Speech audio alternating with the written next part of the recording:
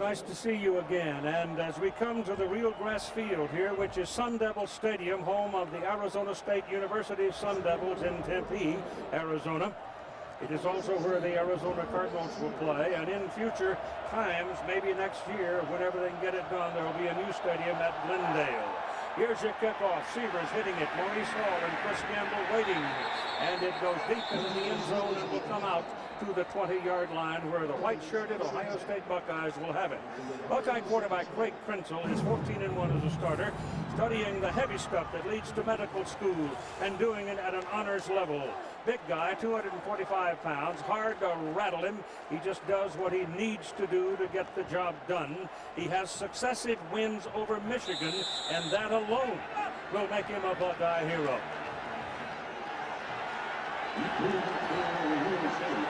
Taking their time, coming out, doing everything deliberately. It's going to be interesting to see then if Miami, in fact, can be patient. We've got a penalty flag before the first snap. And Krenzel comes walking to the sidelines, looking at him. And they're going to get a 5-yard penalty for having 12 men in the huddle. You talk about a bad omen for the Ohio State Buckeyes. Start the game off with ball on the 20, then 12 men in the huddle will set them back all the way to the 15-yard line. Well, the omen that bothered me more than anything else is the drum major dropped the baton when they first came on the field with the band. A lot of pressure in big games for everybody, Keith. From the 15-yard line, here's your first snap of the ball game.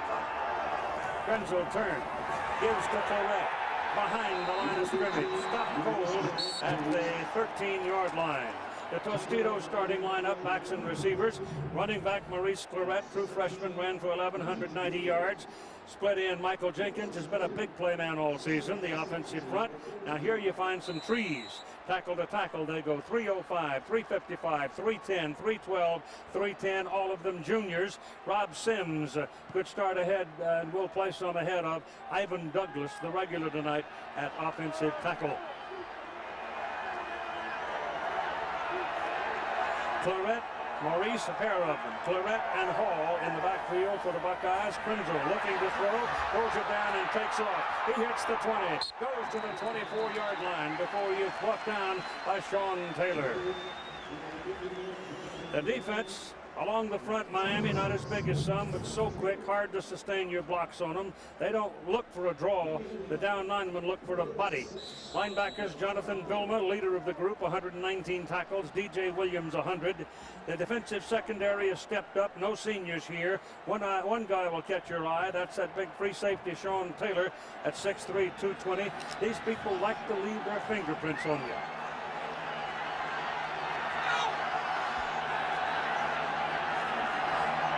It is 3rd down and 6. Krenzel with good protection. Very good. Can't find anybody to throw to. Running out of time. Gets it away down the sideline.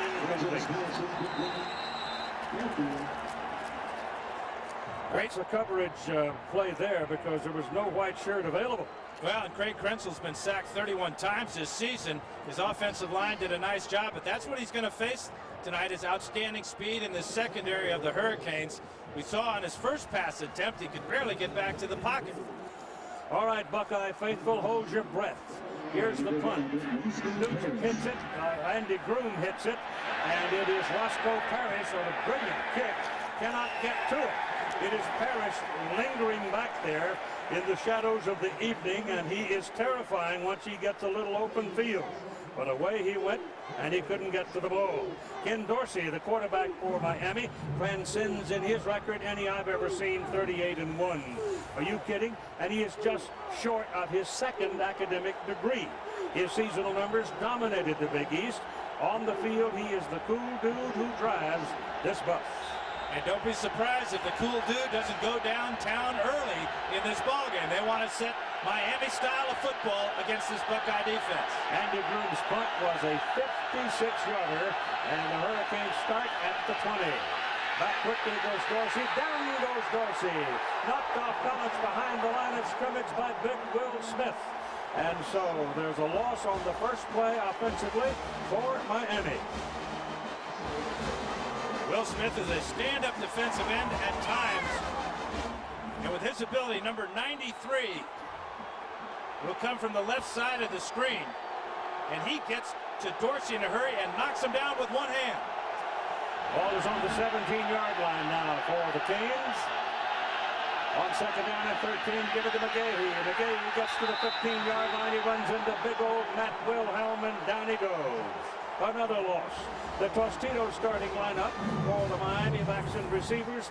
They are at the fore of this wave of speed the Canes offer. 212-pound Andre Johnson, wide receiver, may be the fastest on the field.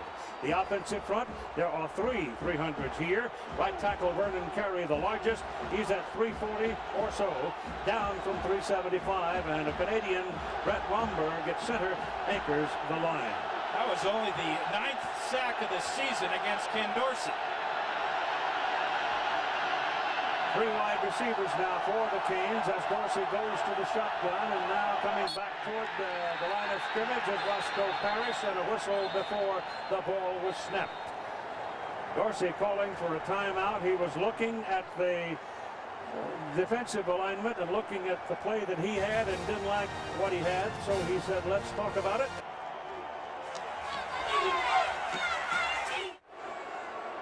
No score early on in the first quarter. Both teams having trouble getting cranked up offensively. And here's our PlayStation 2 team comparison. Miami, this is where it's going to be decided. Miami scores a lot of points. The Buckeyes don't give up a lot of points, but right down here, they are very poor at defending the pass. Great start in sacking Dorsey on first down.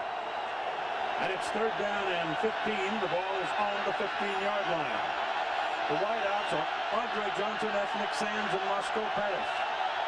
Back goes Dorsey, getting one block to help him out, goes down the middle with it. The ball is caught by Johnson.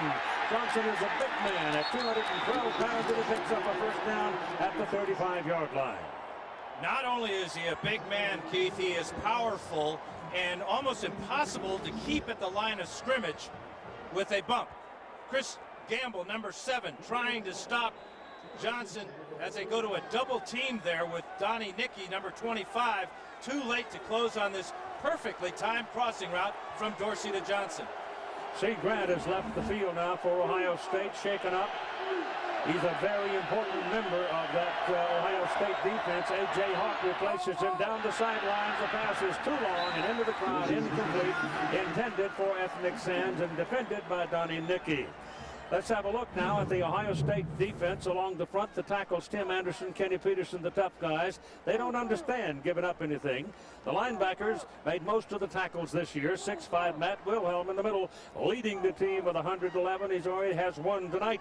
And the DBs, strong safety Michael Doss, consensus All-American. That means everybody voted for him. And Chris Gamble plays both ways, offense, defense, special teams. In the last 3 games, each he had over 100 plays. Try that sometime. That'll take care of your waistline. Ball is handed off on a delay to McGahee. McGahee goes to the 40. And that'll do it. Picked up 5 yards. Keith, the injury to C. Grant could be critical for the Buckeyes. This is a former cornerback who's bulked up and moved to linebacker, but the Buckeyes like his ability to take Kellen Winslow Jr. man for man. Now, if C. Grant cannot play the rest of the evening, that's a huge advantage for the Hurricanes. It is third down and 5. The ball is on the 40-yard line, and Dorsey goes back under center. The pass is thrown to the right side. The pass is completed for the first down to Andre Johnson. He gets up another 5 yards to go with it. Chris Gamble at 180 pounds, 6'2", wrestling with a man who is 6'3" and 212. Here's the story now on C. Grant from Todd Harris. Keith, I talked with Dr. John Lombardo of Ohio State. He said it's just a bruised rib. There's no way C. Grant's not going to play. He will be back in the game. Thank you. A.J. Hawk remains in the ball game in replacement of him, 6'2", 230, freshman from Centerville, Ohio. And a freshman in these circumstances is in deep order. The ball is on the 49-yard line for the first time tonight. Our team is on the other side of the field. Dorsey is caught behind the line of scrimmage, all the way back at the 45-yard line by Kenny Peterson, one of those big tackles we were talking about. Number 97. Peterson picks up his 5th sack on the season. And again, now Dorsey, remember, only 8 times all season has he gone down. Already twice here in the first quarter, the Buckeye defense and their defensive line, which is most important, if they can get pressure on Dorsey with just 3 or 4 defensive linemen, they can play all types of different zone coverages behind that.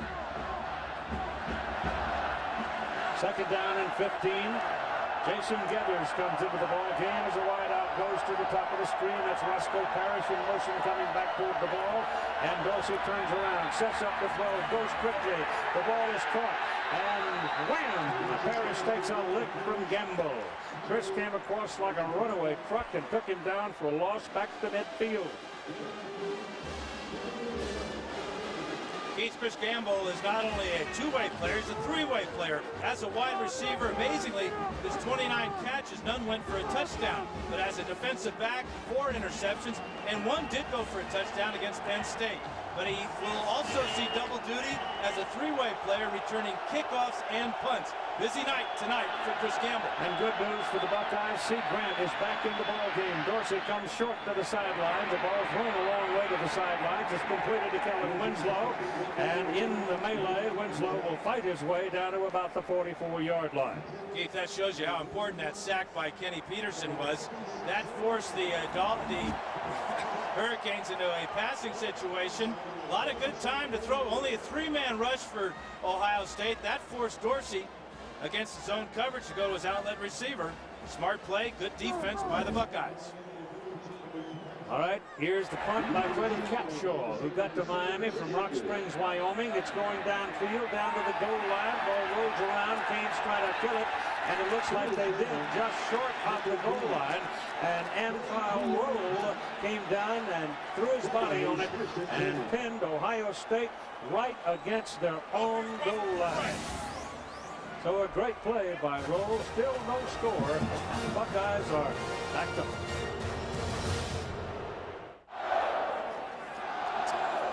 The Ohio State Buckeyes possess the ball at their own 1-yard line. In fact, it's inside the 1. So if there was ever a time to be careful, I think this is it. Keith, they've got a quarterback sneak. They cannot afford, against the quickness of this Miami defensive line, to take the ball away from center. And there's a huge hole over there. There's a big hole right at center. He doesn't go up that hole. He slides off to the right side. But there was a big gap right in front of the center. You know what he did is he hesitated, Keith. Instead of just taking it and going behind his center, Stepanovich. Look at the hole right there. Just go right now. Don't hesitate. But he decides to step back, get behind the triple team there, which is not a bad idea. But I think he could have got a couple more yards if he'd gone straight ahead. Of course, we've got to remember, folks, he's sitting up here 300 feet away from where the fight's going on. Absolutely. 4-yard line. 2nd down and 7.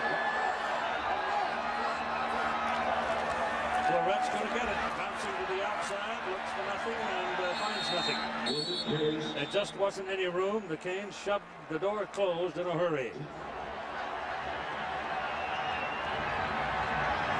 Keith, this is where Craig Kinsel's going to have to be very careful with the ball on this 3rd down. Watch for the tight end, Ben Hartsock. 3rd down and 3. I'll put it up.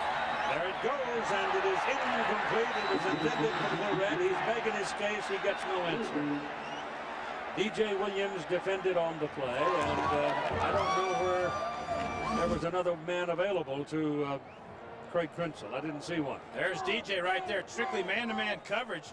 That's a good route by Clarett, but a better route by a former running back, D.J. Williams of De La Salle High School in California. Yeah, that's that team up in Concord area that's always undefeated. Here's a beautiful punt coming out of the end zone by Groom, and he will kill the ball at the 48-yard line on the Miami side of the field as Roscoe Parrish makes a fair catch. There is no score.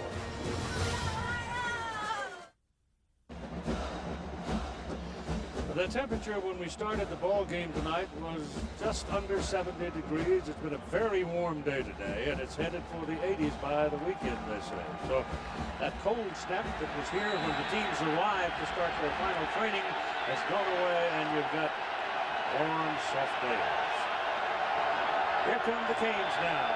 First down from their own 48-yard line. McGay looking for daylight, can't find any. Mike Doss, who was a consensus All-American strong safety this year. He thought about going to Sunday play, but came back instead, and he has been an inspiration and a great persona in the Buckeyes' success this year. He's going to be a busy man tonight too, Keith. He's going to be lined up against Kellen Winslow Jr. a lot of the evening, but also the run forces. We saw him that time. He is as quick as anybody at recognizing run and coming up and making a sure tackle. You got double wide receivers to the top of the screen, and you move Eric Winston, a tight end, in there at that blocking back position. And Dorsey going back will set up the throw, goes down the middle with it. The pass caught by Winslow, and he's all the way down inside the 25-yard line. He's a tight end and a wide receiver body, and he's got almost sprinter speed. C. Grant made the tackle. And the one thing Ohio State wants to do is make Dorsey move around, make him come to his secondary receiver. He moves this time, and he finds a wide open tight end in Winslow as his secondary receiver. And Winslow, 81, bottom of the screen, runs like a wide receiver. He's 6'5", 235 pounds, and he is a special player. All of that weight and speed slamming down gives you an idea of how good the turf is here. It's very good. So on first down, they go back to McGay. He's pinned behind the line of scrimmage. Down at the 25-yard line, a loss of 2, and it's Kenny Peterson who gets there first for the Buckeyes. Big tackle. Keith, one of the things the Buckeyes are able to do so far is with their defensive line, they run an under type of defense, which is something that the Canes have not seen a whole lot. Here's Will Smith, number 93, playing pass defense, number 9 against Kellen Winslow. Getting into a little fight there. That should have been called. Yeah, I agree with you, Kellen.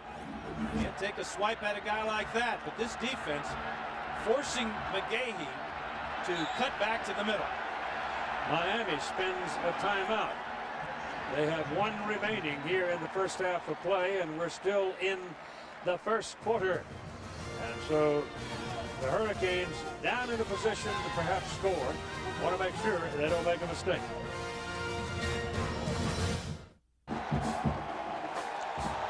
Kellen Winslow Sr. is in the crowd tonight. Old teammate of Dan Fouts, watching his son just come up with a big play at 2nd down and 12 now for the Hurricanes back at the 25. Dorsey looking for somebody, goes down to the corner and goes out of bounds. The pass is incomplete. The pass forced by Tim Anderson, who was getting in Ken Dorsey's face, and he tried to get it to Johnson, but he threw it out of bounds. Now, a moment with Lynn Swan. Well, Keith and Dan, the reason for the timeout for the Miami Hurricanes is that the coaching staff was having problems with their headset. They couldn't get a play from upstairs called in. They didn't communicate to the quarterback.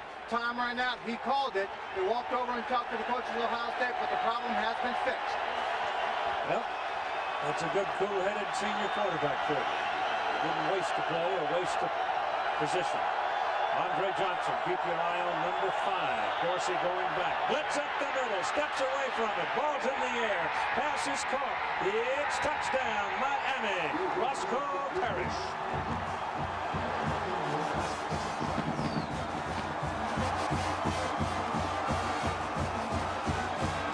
This is why Ken Dorsey has won 38 games out of 39 tries as a starter for the Canes. He manages the game well. Knew he had to use his timeouts. Been under pressure, been able to sidestep it, and that was a marvelous play. Todd Severs for the point. It's good. Once Roscoe Parrish gets you on his hip, you are not going to catch him. Unless you're a thoroughbred. Keith Dorsey, 6 out of 8 now for 94 yards. He's been knocked down a couple of times, sacked twice, but watch him move in the pocket. As he goes back, he gets pressure right up the middle, but keeps his focus down the field as Roscoe Parrish beats none other than the 3-time All-American Michael Dawes. Watch the route. just a pure speed route, Keith. Just like you said, if he gets behind you, he's gone, and that's where he is, all the way to the end zone. Donnie Nicky was the blitzer coming out of the secondary, a safety blitz for Ohio State, but he was picked off at the line of scrimmage just enough to give Dorsey that one step. Great teamwork by that offense. The back coming up to pick up the blitzing safety, and if you don't get to the quarterback when you blitz your safeties, you are going to get beat. Maurice Hall. Chris Gamble. And here's Todd Severs kicking off. This one might, no, I don't think it'll go. They're coming with it. And they get it to the 15-yard line, and that's all. So the Buckeyes again pinned back in their own territory.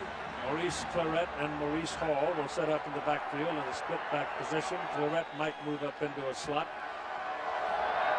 From the 15, first down, Miami leading 7-0. And Krenzel rolls to the right. Looking for help. Gets it all big downfield. Fight for position, and it is intercepted on the rebound by Sean Taylor. Chris Vance downfield under the ball. Two defenders against him. It bounced off one and into the arms of Taylor. Krenzel wanted to go to his big play receiver, Michael Jenkins, but Jenkins was totally shut out. Watch as he rolls out to the right after the fake. To the outside there, you see Jenkins is double teamed. Then the pressure by Antrell Roll and the big hit by Andrew Williams. That makes this ball flutter. Jennings is back there fighting with Chris Vance, and that's an outstanding play by Sean Taylor. His third interception of the year, and what an athletic move to pick up the deflection. When he's only a sophomore and still growing at 6'3", what, 220? Dorsey back. Wants to go for the juggler right here. He goes to Johnson, and Johnson is up close to midfield. This is a trademark of Miami's quick strike offense. They've averaged a little less than 2 minutes in their possessions that resulted in scores. And they're not worried about whether they can run the ball or not, Keith. They've rushed for a -6 yards because of those 2 sacks on Dorsey, but Dorsey says, what the heck, let's throw it every down. 3.5 minutes roughly remaining in the first quarter of play. Miami 7-0. Their first down at their own 49-yard line. Dorsey turns and gives to McGahee, and again they take him down short of the line of scrimmage. It's Matt Wilhelm with his second tackle for a loss.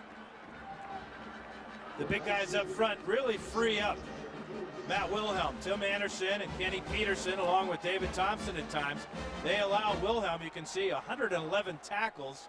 That will get you a first-team AP All-American every time, but it's because of the coordination of those big guys up front that allows him to roam free. And you got that many stars on your hat, you're pretty good.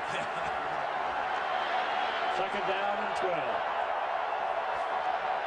Dorsey hands to McGahee. Again, he can't find any running room. Number 54, Tim Anderson, grabs him and takes him down in a hurry.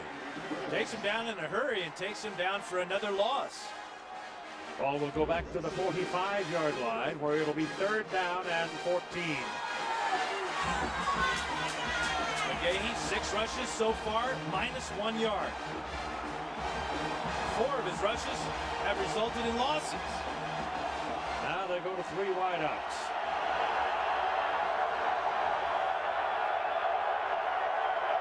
Out of the shotgun, Dorsey with time. Goes shopping and throws complete to the 45-yard line on the Buckeye side of the field to ethnic sands, but that is short of the first down. Well, it appears that Craig Krenzel's 6th interception of the year will not hurt the Buckeyes as their defense comes up with a strong effort against the run. That forced up another long passing situation. Soft zone defense for the Buckeyes, and another punt for Miami. Freddie Capshaw is back to punt, and Chris Gamble is waiting for it back at the 10-yard line. And a low kick that will not be returned. It will go into the end zone.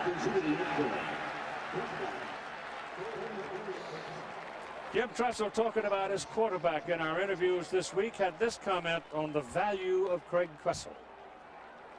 The winners of big games have quarterbacks who you know, didn't make a whole bunch of mistakes. You know, they might make some because they're going to make big plays. And I don't mean that he's just got to stand there and hold on to the ball and not make any plays, but he's got to have the right balance between being a playmaker and making sure we take good care of the ball. The other thing Craig Krenzel has to do is he's got to find a way of throwing a ball to his teammate. He hadn't had many people to throw to so far. Had one good run himself. So Krenzel hunkers down at first down on the 20-yard line. Here come the Buckeyes with the possession. And they get a false start move on the right side of the line with the tight end Ryan Hemby. Hemby is a youngster. He's just a freshman out of Cincinnati, and they think he's going to be a good one. Now, field position has been horrible for the Buckeyes tonight. They've got their footprints all over that 15-yard line, and that's where they're going to be after this 5-yard penalty. Well, there are 4 possessions here in the first quarter, and they're averaging starting on their own 14-yard line. That won't get it done. For the first time, Chris Gamble comes into the ball game as an offensive player. Gamble has been on defense solely up to now, but he will give Craig Krenzel another option as a pass receiver. He's quite good. He's on the far side, top of your screen. Krenzel goes into the shotgun, pulls it down, and takes off. Looks like single-wing football. And you get it out to the 20-yard line, and we spend a moment with Lynn Swan. Well, Keith, the goal for the Ohio State Buckeye team was to take Chris Gamble with 40 days off and have him focus on the defense, and that's exactly what he did. Spent most of his time in the defensive secondary because there's a higher premium on his ability to stop a top receiver like Andre Johnson than it is coming in on offense. Couple that with the fact that the defense has been on the field constantly in this ball game for Ohio State. Then he's more tired. You're not going to use him that much on offense. He's just got a handful of plays on offense they want to use him for in this ball game. Okay, 22nd down and 10. The ball is out at the 20, and Gamble's out of there as we get Hemby back into the game. Good play action. Krenzel's pass is right on the hands of Michael Jenkins, and Michael Jenkins will pick up a first down for the Ohio State Buckeyes. This combination of Krenzel and Jenkins won some ball games in the late going this season for the Bucks. And Craig Krenzel shows great patience in the pocket. Jenkins is number 12 after the fake to Claret. Watch how long that Krenzel holds that ball before taking that lick and delivering a perfect ball for Jenkins. Right out in front, doesn't have to break stride. Those big hands suck it right in. And that is Ohio State's first down of the ball game, and it comes with 28 seconds to play, 26 and 25 counting in the first quarter. Chris Gamble is back in. Claret to the outside. Kane struck him down and get him right about the line of scrimmage as Roger McIntosh was over there to greet him. Well, and I'm not so sure that Claret wasn't supposed to give the ball to Gamble on the reverse. They had blockers out in front, but he decided to hang on to it and paid for it.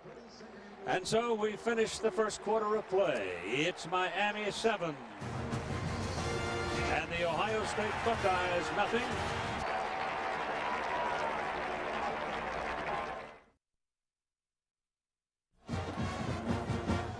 Last play of the first quarter. This is going to be a reverse from Maurice Claret to Chris Gamble. But watch after the exchange between Krenzel and Claret, a little stumble right there. Claret does not give the ball to Gamble, and now there are 6 green shirts running down Maurice Claret. All the blockers had gone the opposite direction with Gamble. But here you are at the 31-yard line where it is second down and 10. That's the 32-yard line, closer. And this one goes no place as Will Fork is in there in a hurry to make a play. And the loss will be back to almost the 20. At 6'2", 350 pounds, watch number 75 with unbelievable acceleration go straight ahead and take Maurice Claret back.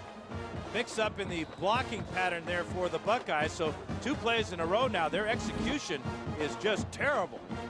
They get the 25-yard line for Ohio State. Now they're looking at 3rd down and 17. So both defenses really have played quite well. Miami's offense has amounted to the forward pass. That's been the difference. And neither has Ohio State. Vance, Gamble, Jenkins, your 3 wideouts for the Bucks.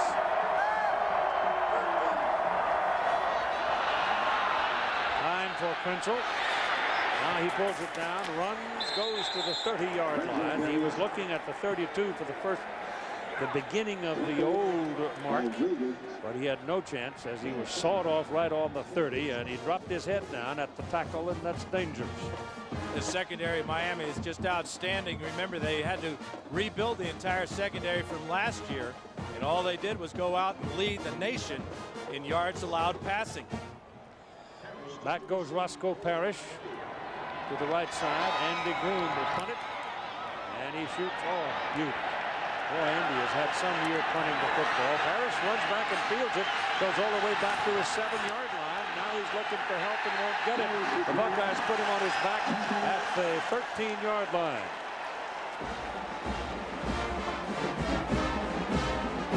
So the Buckeye special teams people doing pretty well in this ball game. That was a beauty of a punt at 63 yards when they really needed something big. Miami Hurricanes are backed up for the first time tonight, starting at that 13-yard line. Dorsey pumps and lets it go deep down the sidelines for Andre Johnson, and he can't get to it. There's a penalty flag thrown back up here behind him. I don't think it involved Johnson and Gamble.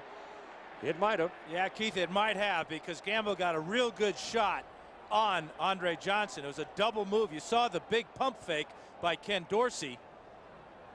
Remember, Chris Gamble is new to playing defensive back for the Buckeyes. Little out and up move here. There's the out, and now the up, and there's the grab. Holding on the defense. 10-yard penalty. Automatic first down. Wasn't much of a grab, but enough to get the flag. So they move it. Holding calls different from pass interference. Swanee?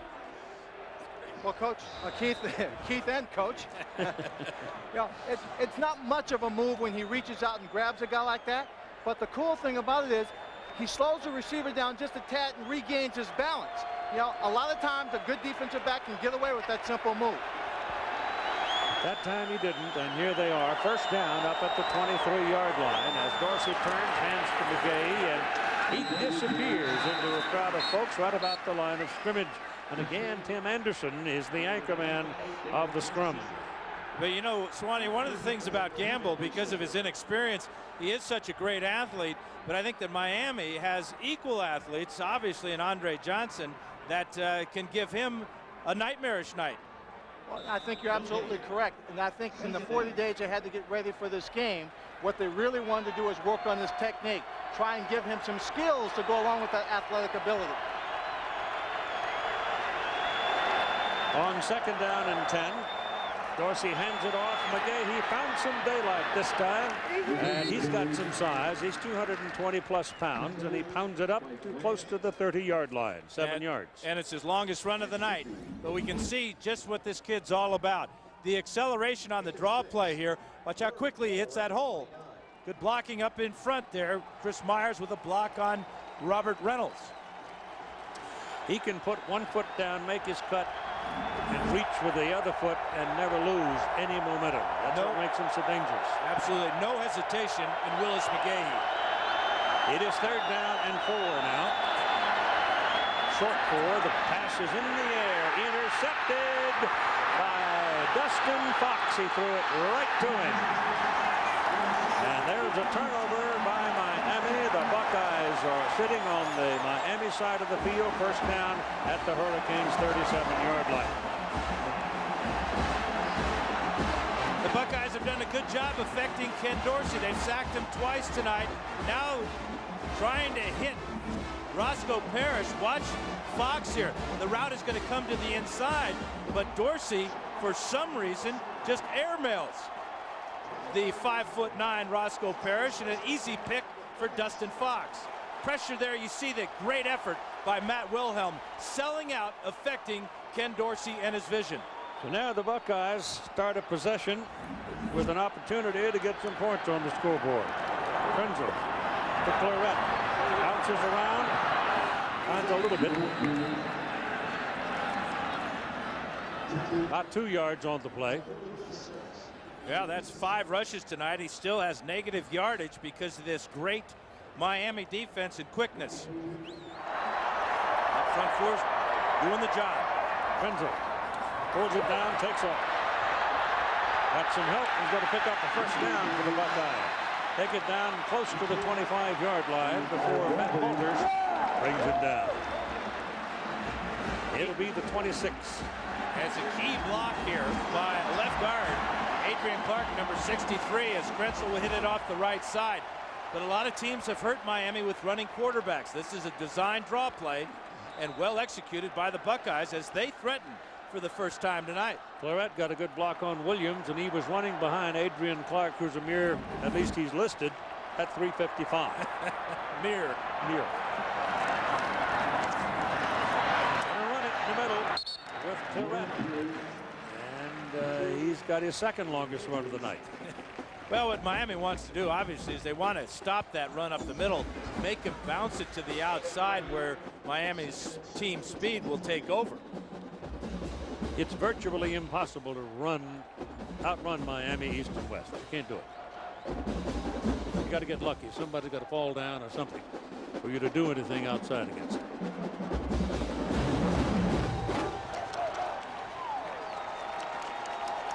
Second down and 7. Claret wiggling around in the middle. Again, there's nothing there. It's Jonathan Vilma this time coming up from his middle linebacker position and taking a leg away from Claret. Vilma is very similar to Matt Wilhelm in the fact that he doesn't get blocked a lot. He's a very good athlete, moves around very well, explosive tackler, and he just mirrored Maurice Claret that time. Claret would move one way, Vilma would move with him.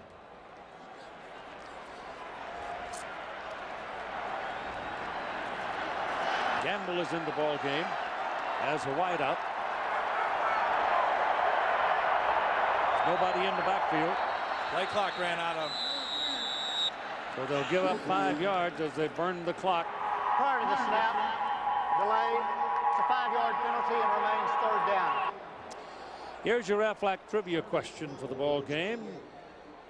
Which was the last national championship team to have a freshman as their leading rusher? He not only was the leading rusher, he was about 60% of the offense for a while that season. And another mistake by Ohio State. 4 penalties tonight for 25 yards. Remember, their first play of the game, before they could even run a play, they were penalized. Miami, remarkably, no penalties yet. Maurice Claret could be the second freshman to lead his team in rushing if they should win this ball game tonight.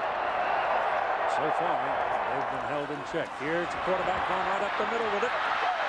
And he takes a couple of pops, one in particular from that big old safety, Sean Taylor. But he's close to his first down. They stopped him about 2 yards short. You can see that Krenzel has plenty of courage. He doesn't mind running with it. Check out Jonathan Vilma here, totally confused, thinking it's a pass play all the way. He drops back almost as a safety on the play, and Krenzel gets close to a first down. Mike Nugent is in now on 4th down for a field goal try, and this will be 35 yards. Mike Nugent, who's had a very good year. They fake it. Andy Groom is the holder, Keith, one of the fastest Buckeyes, but they tried to run him on the right side, and they came up short. Miami was sitting there, and they didn't knock anybody off the line of scrimmage on there, and Groom had no chance as they run the fake off the field goal try. Special teams coach Luke Fickell told me that they wanted to see if they could run a fake on a field goal try. Said that Andy Groom, one of the fastest Buckeyes, but that time Miami, again, a little bit faster. But midway through the second quarter of play, the Buckeyes are hanging around. They only trail by 7. The Buckeyes gamble on running out of a field goal opportunity. Nugent 24 out of 26 this year, and career 12 out of 17 from 35 yards. They don't get their first down, and they lose the opportunity at 3 points. Miami comes back to the attack now from their own 17-yard line. Here's a penalty flag from across the way as the play is McGahee is taken down all the way back around the 12-yard line. Grant and Doss led the tacklers, but let's see about the penalty from Randy Crystal. Looks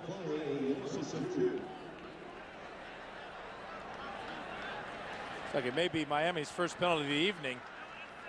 But Jim Tressel is going to regret that decision.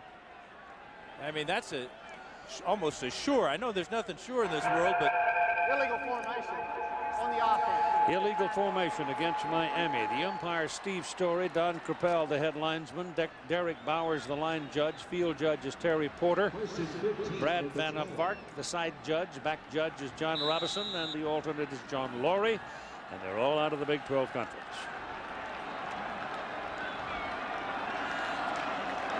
Ball is on the 12-yard line where it is first down and 15.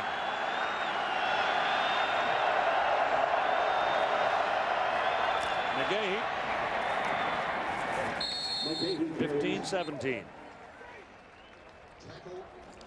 interesting watching Willis McGahee on that last run, having both hands covering up that ball. Make it the 16 where it is second down 11 with 7 minutes to go in the first half. 7-0, Miami leading.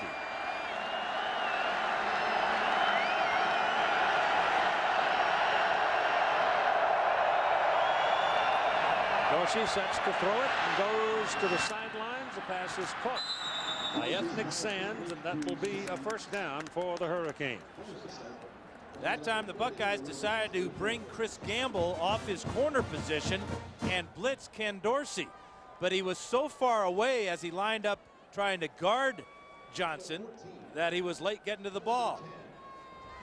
And Dorsey had time to get it off and pick up that first down. Jake Geathers is in the ball game now for Miami. Jason Geathers.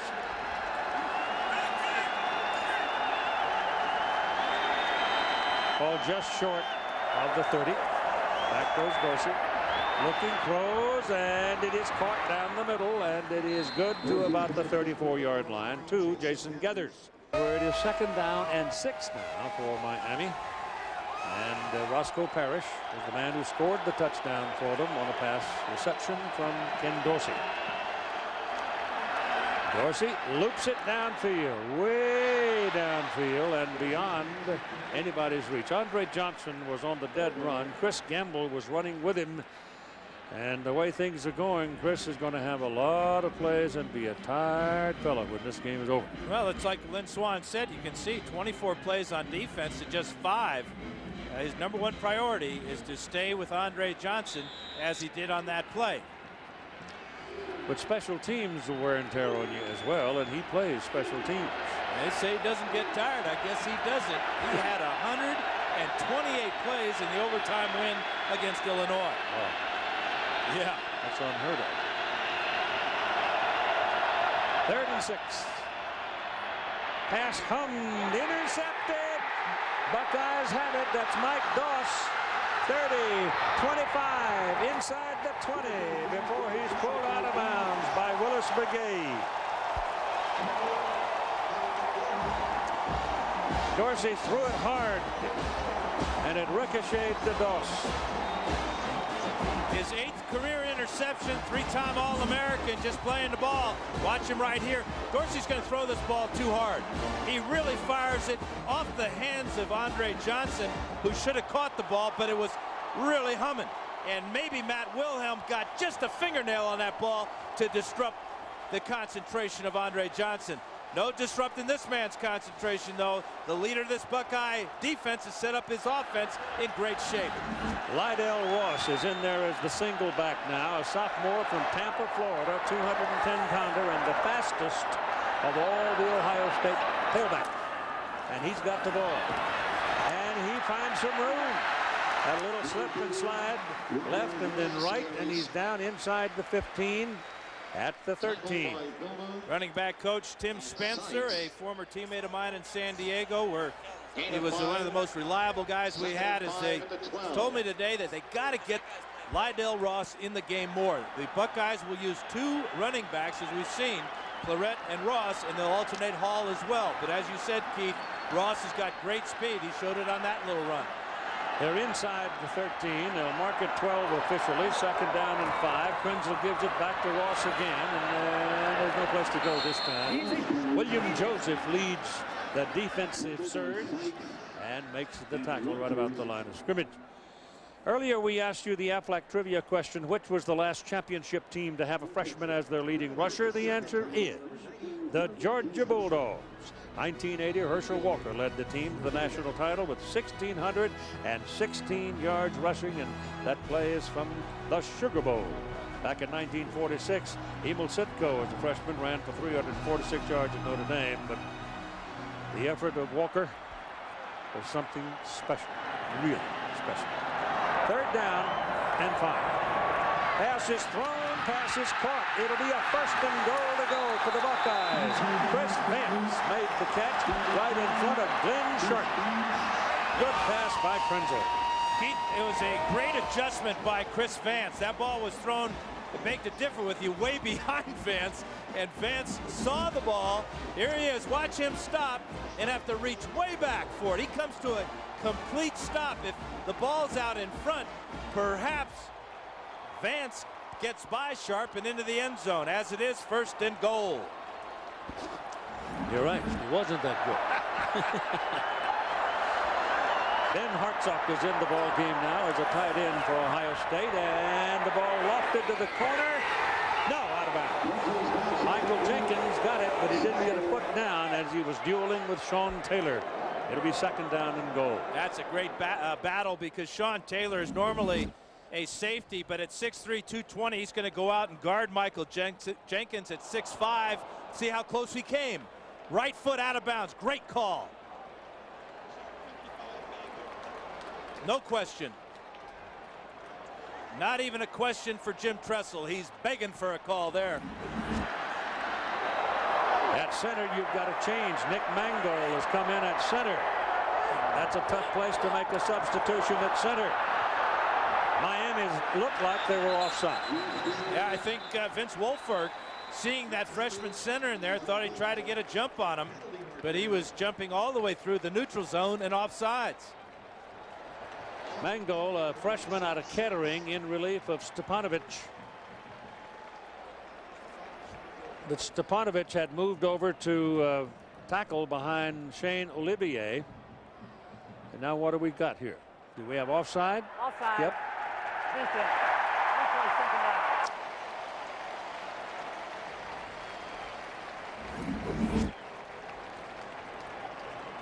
Keith, you can see that the right tackle here, actually, it's Shane Olivier lined up as a tight end. He flinched a little bit, but Wilfork was so far offsides that it may have blocked the view of the official seeing Olivier jump. Olivier at 310 going out to a tight end spot. That's what they call their jumbo package. It's a freight car. Second down and goal at the 2-yard line. Mangold is still in there at the center spot. Krenzel gives it to Ross. Ross picking his way in that melee, and they roll forward into... Not quite. It looked like, for all the world, he was going to be able to roll over the top and get in the end zone, and they wouldn't let him. Well, this is the guy they need to get in the game. At 230 pounds, Claret would have scored easily on that play. Good effort by Lydell Ross, but this is the guy you've got to get in the ball game and into the end zone. It's third and goal at the 1-yard line. Claret is 227 pounds.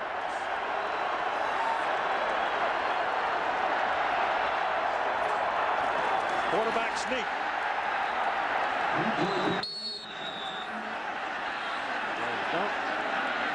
Touchdown. No, I don't think so, Keith. That's a one-arm signal by the official. This guy on this side put that two means up. Fourth down. Now he's taking it down. So it's inches. It's another questionable call and decision by Jim Tressel. You put Claret in the game, and you don't use him. Yeah, I would call timeout. I'd reshuffle my papers and figure out our play calling here, as the Buckeyes are squandering scoring chances. On 4th and goal, as Ohio State tries to tie the ball game, Stepanovich has gone back to the center spot. Mangold, a freshman, had been in there, and he couldn't root a hole. Now Stepanovich is in. Claret is your tailback. 4th and a half a yard. The quarterback keeps it, and he's in there. Craig Krenzel went off the right side of the center behind the guard and Olivier, and he got just enough for the touchdown. Oh, he really showed his toughness too, Keith. Very patient to slide to the right side. He took a heck of a hit from linebacker Roger McIntosh, but spun, as he has done so many times this year, making big plays, spun all the way into the end zone. Now it is Mike Nugent for the extra point. The holder is the punter, Andy Groom. And everything works. And we are tied at 7-7 with 2 minutes and 28 seconds to play in the first half. That's a great effort by Krenzel as he not only gets inside of McIntosh, but McDougal as well.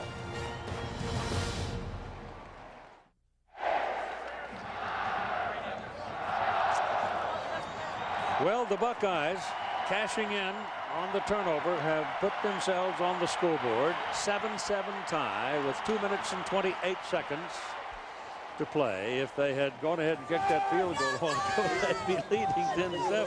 Yeah, they would, Keith. Remember, this is a Miami team that averages 42 points a game. Talk about great Buckeye defense. They've been stressing patience, patience, patience. We'll see how patient the Miami Hurricanes can be. It's Andre Johnson standing back there along with Jason Gathers now for the kickoff. And this is rooted. I mean, it's beyond the field of play. Pretty good combination of defenses for Ohio State. Unbelievable for Miami. No yards rushing. McGahee, 9 rushes, 8 yards. Dorsey sacked twice for a -8. That's how you get 0 rushing. So here they come. Dorsey back. Has a roll. He's hit. The ball rolls loose. Beanbag goes down. Ohio State ball. Kenny Peterson knocked it loose. Darian Scott recovered it. Second sack of the night for Kenny Peterson. Here he is right here. Watch his speed as he gets around the offensive line. Sherko Haji Razuli gets beat there by Peterson, and Dorsey does not sense the backside pressure. Ball was out. The arm was going forward, but he went without the ball. That's why it was a fumble. The minute you saw the beanbag go down, that confirmed fumble. Lydell Ross is the running back, the deep back for Ohio State. Krenzel hands it to him, and he's running in the middle for about 4 yards. The snap of the ball was from the 14-yard line. DJ Williams made the tackle. A couple of things that defensive coordinator Mark D'Antonio told me they have to do. They have to defend the middle of the field. Now Ohio State on offense with Ross getting absolutely nothing there, but this defense of Ohio State affecting the quarterback. A couple of interceptions, now a fumble, a +2 turnover ratio for Ohio State, and that's right on track for the Buckeyes. Second down and 8 from the 12-yard line. Across comes number 94, William Joseph. Let's see if a Buckeye moved. Craig Krenzel didn't think so. After going the first quarter without a penalty. He's right. Probably hard count, maybe even a little head bob, and hard count. Yeah, a hard count without the head bob. That's not easy to do. But he used his voice perfectly and pulled off sides William Joseph easily. Second down and 3 now as the ball goes to the 7, and Maurice Claret is the tailback or the single back. He's got it. He's got a touchdown. Alex Stepanovich, the center, made it happen.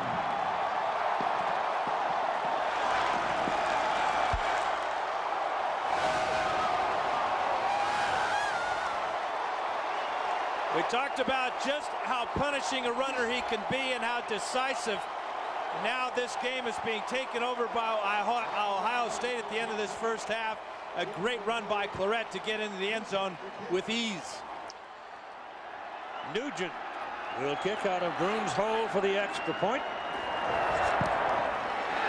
It's good.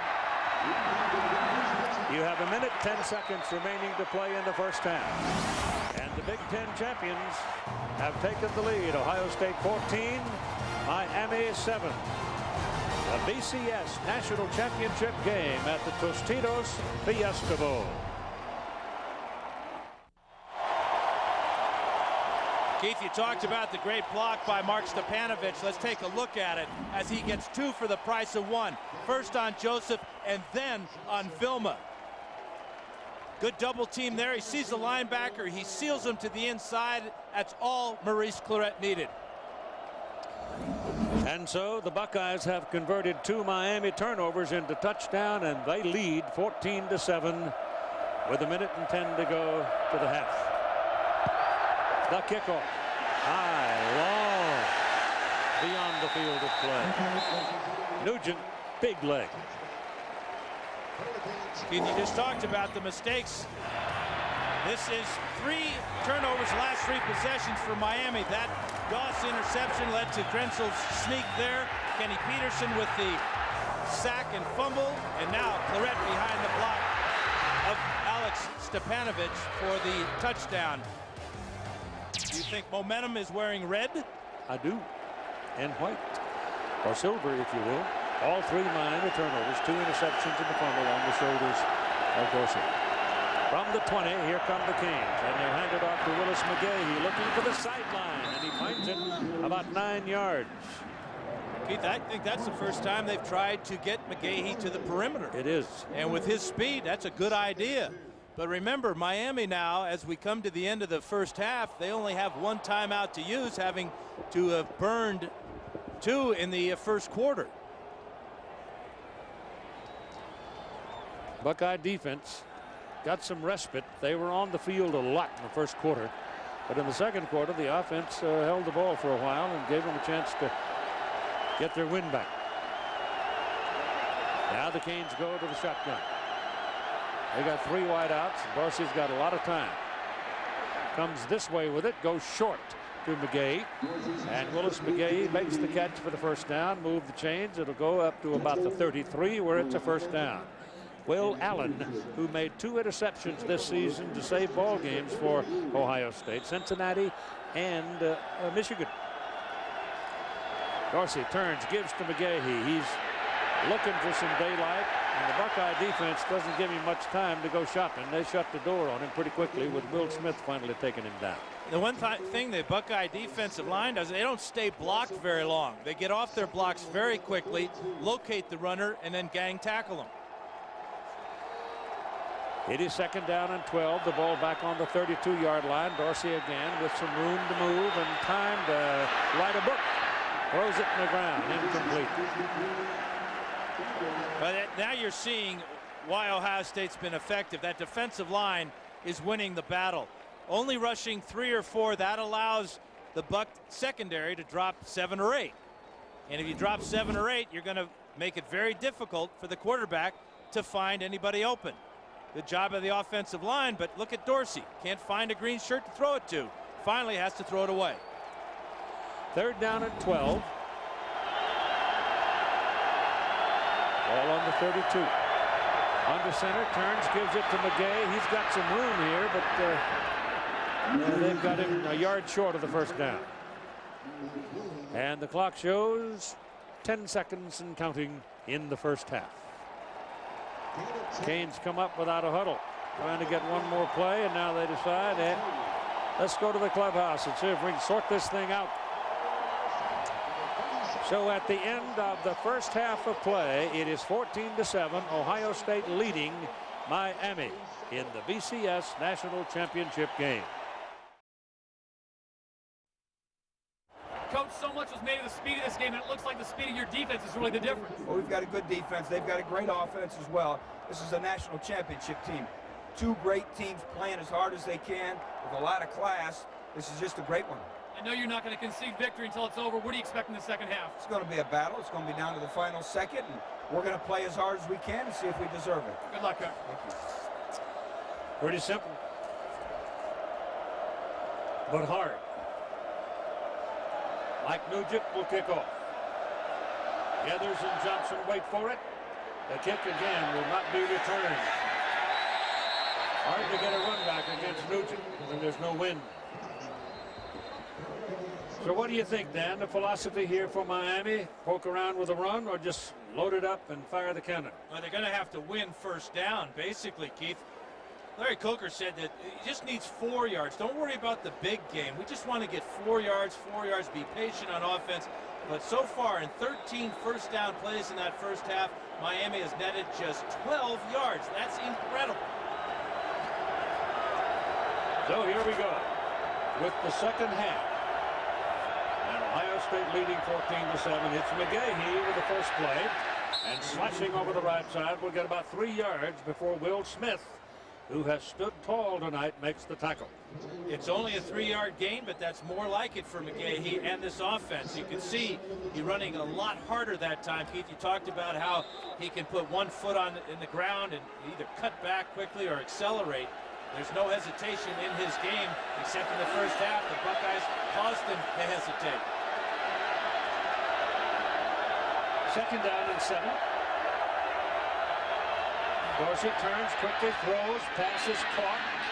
First tackle missed, second tackle made. It's Roscoe Parrish, who makes you take a deep breath every time he gets the ball in his hand. He is only 5'9", 165 pounds, but he is as quick as a shot. Well, if you see where Dorsey's throwing the ball today, this right here tells me that Ohio State is having success with their deep zone. 2 interceptions down the middle of the field. Both came after Roscoe Parrish got loose for the touchdown. Johnson sands Parrish. The wide outs, third down and 3. Dorsey getting pressure, gets it away, dumped it to McGahee out of the backfield. Hammered, and it looks like he's a little bit short of the 30-yard line, and he took a lick from Dustin Fox. Good pressure that time by C. Grant, who came on a blitz from his weak linebacker position. And excellent tackling on the outside. Watch Grant come free. That forces Dorsey to get rid of it in a hurry. But now McGahee, instead of lowering his shoulder, decides to spin back to the inside. He lost track of where he was on the field and what he needed for the first down. He came up a yard short, so they punted away with Freddie Capshaw kicking it to Chris Gamble, who lets it roll around on the ground. And it'll roll dead at about the 27-yard line. Ivan Douglas is in there at the tackle spot now, left side for the Buckeyes as they have their first possession of the second half. Craig Krenzel gives it to Maurice Claret. He spins out of 1 tackle and will get a couple of yards, moving from the 27-yard line to the 30. And finally, it is Sean Taylor that takes him down. In the first half, it was Craig Krenzel doing it with his legs. 11 yards on this quarterback draw, and they ran quite a few quarterback draws. In fact, 45 yards on 8 carries makes Krenzel the leading rusher in this ballgame. And you're talking about McGahee and Claret.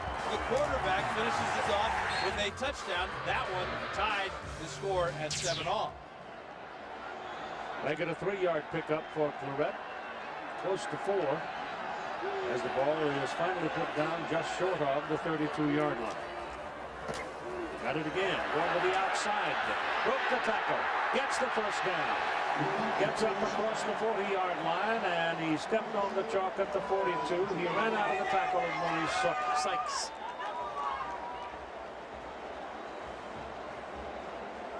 And this is all Maurice Claret deciding he didn't like it this way. Then he came all the way across the backside of the formation. Here is Sykes right here. Watch the power with that straight arm. Just pushes Sykes to the ground. Best run of the night for Maurice Claret right there. Gives him a first down at the 42.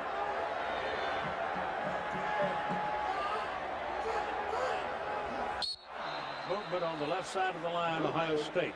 Looked like Adrian Clark might have lost his concentration for a moment. He certainly lost his balance, but he's balancing a lot, isn't he? You get that 355 pounds moving, it's hard to stop it. That's a lot of weight on one hand, too. Down in his stance. The loss of 5 takes it back to the 37-yard line, where it'll be first down and 15. We are in the third quarter of play. Ohio State leading 14-7 over Miami. Krenzel gives it to Claret.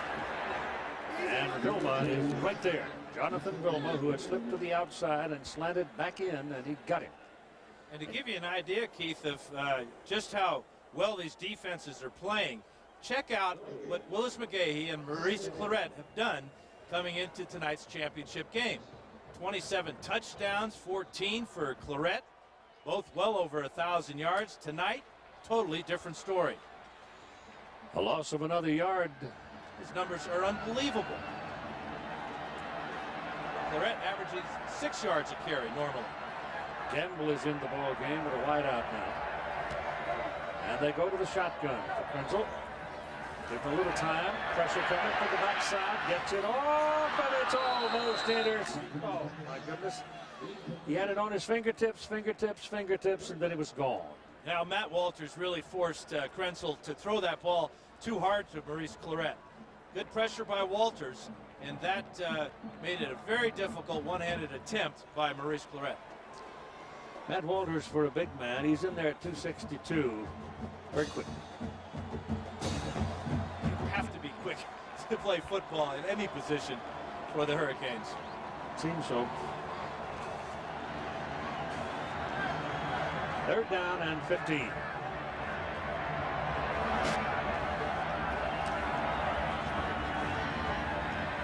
Krenzel deep. Down the sidelines. Gamble. It's down inside the 10 and fumble, but he's down. He's down at the 6-yard line.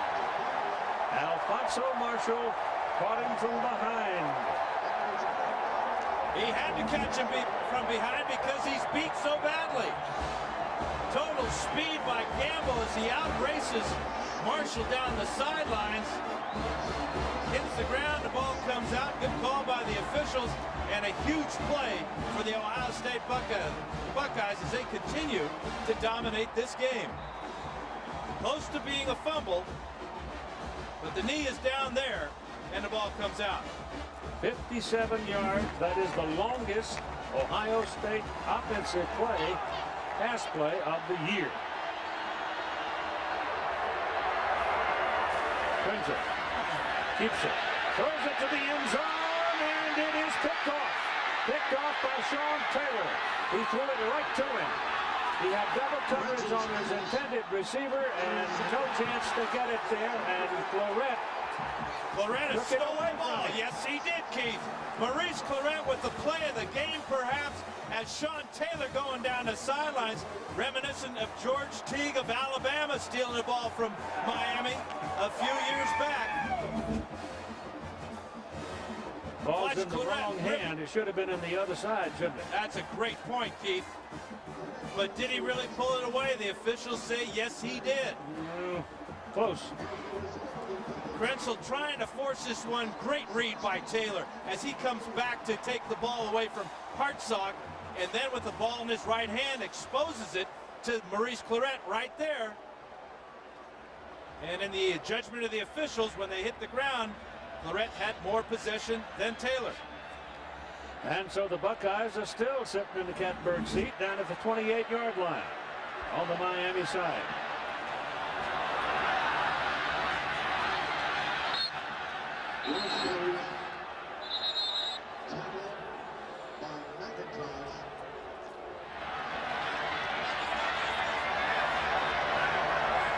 Lydell Ross is the single back now as Krenzel drops and throws and delivers it out here, and he took his eye off the ball and dropped it. It's an incomplete forward pass. Now here's Todd Harris. Well, Keith and Dan, 13s are lucky this year for the Buckeyes. They are not suffering from tridiscophobia, the fear of 13s. They were 13-0 Coach Tressel's now 13-3. The Buckeyes were ranked 13th in the preseason AP polls. They've got 13 seniors that are leading the team. They just tabbed their 13th president. Unfortunately, and this doesn't even apply anymore, they were 13-point underdogs, and they put 13 teams on the All Big East team, Miami did. And if you add up Ken Dorsey and Wilson McGahee's number, you get 13. That's a bit of a stretch, but right now the Buckeyes will take it. Right now they're looking at 3rd down and 12. And there's not much there for that one as Krenzel rolling around trying to get loose and run to the left side where he saw a lot of green grass, but he couldn't get to it. But and that draw play, Keith, does put Nugent in a better position, better angle for this field goal. So a conservative call, but a smart call, getting the ball inside the hash marks. It's a good size kick, though. It's going to be 44 yards. Broom holds. Nugent's got a big leg. He's kicked every one of the kickoffs into the end zone. Puts the foot under it, plenty of leg on it, and it's good. And the Buckeye lead goes to 17-7.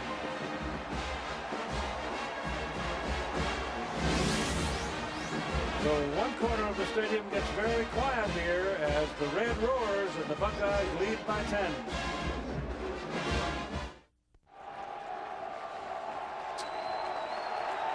Miami with the ball now, down by 10 points here with 8:22 to go in the 3rd quarter of play. They possess the ball, first down at the 39-yard line. Dorsey comes up throwing, and the pass is caught by Kellen Winslow. Pick up of about 6 yards on the play. C. Grant, the tackle. So C. Grant, who's been banged up a couple of times, but keeps coming back, and he's still the shadow of Kellen Winslow. And that's what Miami has to do, get back to their original game plan, which features the tight end, Kellen Winslow, on short pass routes and have him break tackles for the bigger gains. But they need positive plays right now to get back into a good frame of mind.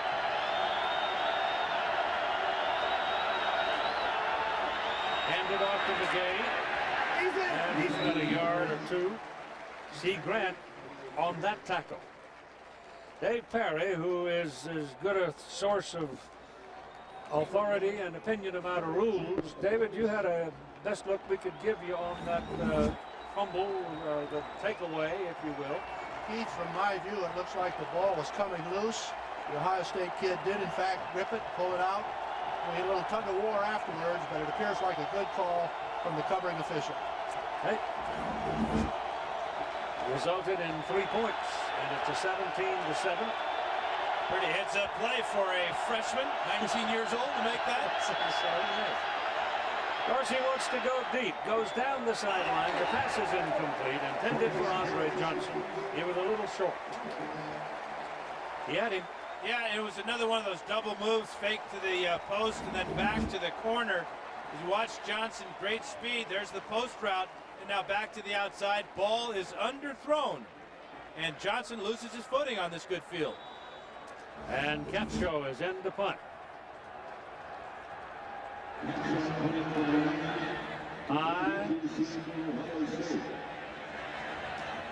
At the 10, ball squirted loose for a moment. What do we have? I think they have a halo violation, but I'm not sure this is a good call.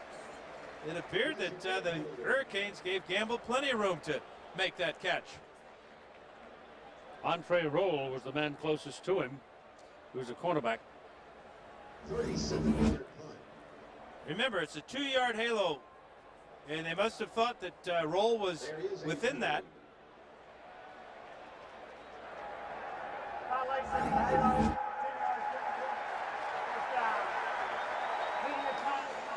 Well, that's what's called as a halo violation. It's a penalty that moves the ball, and it moves it in favor of Ohio State. Carrying the ball, it's Claret.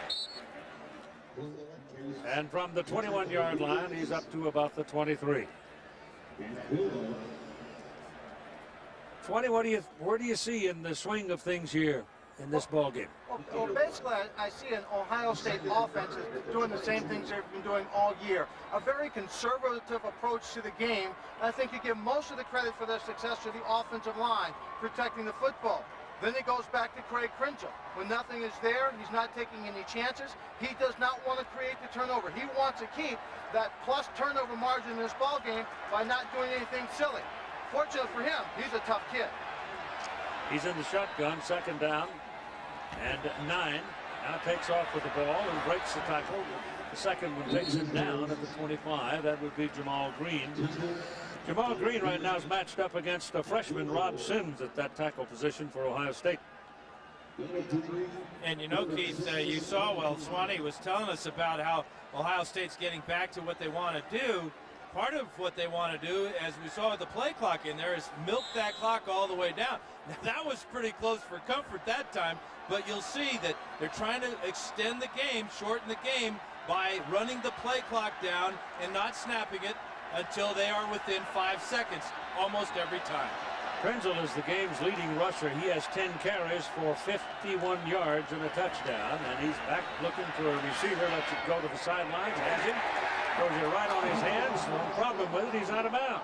Michael Jenkins had that foot on the line, on the chalk, and he does not get a catch. Yeah, bad awareness of the sideline by Jenkins. He didn't have to jump for this ball. This ball is thrown right about shoulder height. And at 6'5", Jenkins knows, why did I jump up in the air? If I just drag my feet, it's going to be a first down. That right foot is out of bounds. Why did he jump? Andy Groom is in to punt then. 56, 44, and 63 tonight. Got a little pressure there and didn't get all of it. And hooks it out of bounds. So that's his poorest punt of the night. That's also the first time there's been a green shirt in his face. That's 30 yards. And the clock stops at 5:05 to go in the third quarter, and Ohio State sitting on a 10-point lead. Keith, this Ohio State defense has shut down some of the best offenses in the nation this year. You can see Washington State, Penn State, both over 30 points a game, just got 7. And tonight holding Miami down to 7 with 5 minutes to go here in the third. Running with McGahee. Took a lick right upside the head as he crossed midfield and goes down at the 49-yard line. Donnie Nicky hit him. And that will help settle down Ken Dorsey. Good run on first down, winning the battle on first down with a run to McGahee. Dorsey started 8 out of 10. Since then, 6 out of 11 with a couple of interceptions and a fumble. You can pick up 6-7 yards on first down. You're headed toward a win. Second down and 4 here. Buckeyes defense jumping around. Dorsey throws it outside and misses the intended receiver, and there's a penalty flag thrown to the linesman across the way. Ethnic Sands was a man breaking for the ball, but it was well off the mark.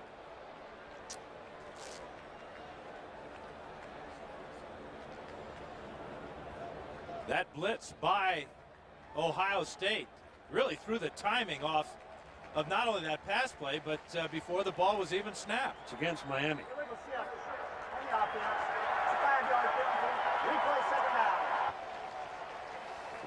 So a well-timed blitz by Mark D'Antonio, defensive coordinator for the Buckeyes. Watch Doss come up. That forces Dorsey to change the play. Now Quatrine Hill is not set, nor is McGahee. The ball is snapped, illegal.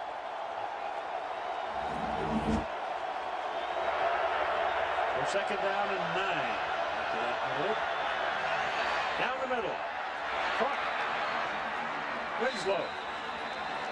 Just a bullet down the middle of the field, and Kellen Winslow had broken free and makes the catch in front of Fox. Boy, then you see the attitude of Winslow after the catch, trying to fire his teammates up. Got a lot of that from his daddy, Kellen Sr. Watch 81. Right down the middle of the field. Again, the zone is there. Great adjustment by Winslow to make that catch. And Dan, you also have to love the fact that Winslow got up and got his body in front of the ball. You know, a lot of receivers always want to catch it with their hands, but you and I know when you throw it into a crowd like that, if you get the body between the ball, you protect it and make the catch. And then you add the attitude. Good package. Run it, McGahee to the outside. They put him on the chalk at the 21-yard line. They give him all the way down to the 21, and that's close to a first down. Stretch it out. It's close.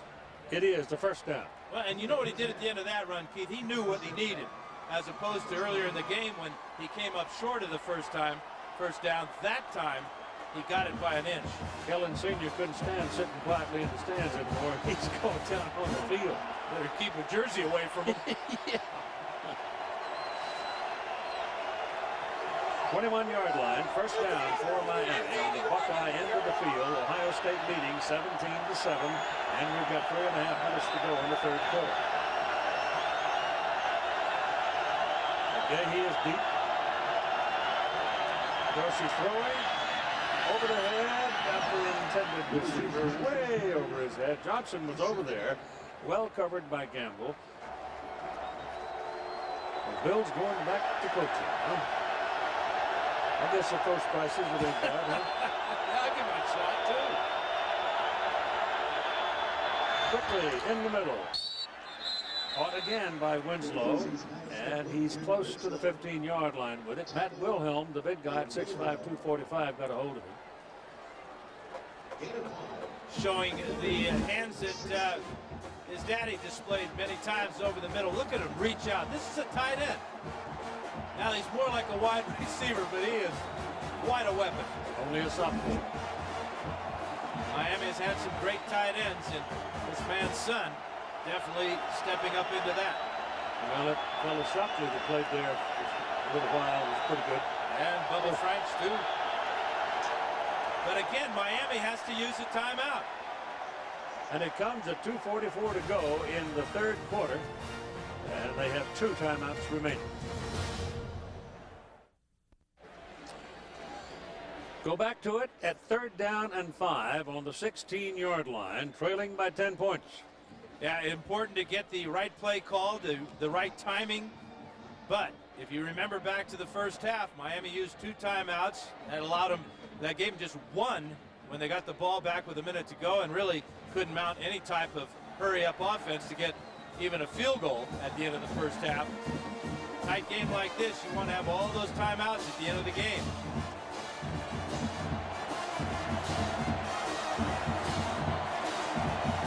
Third and 5,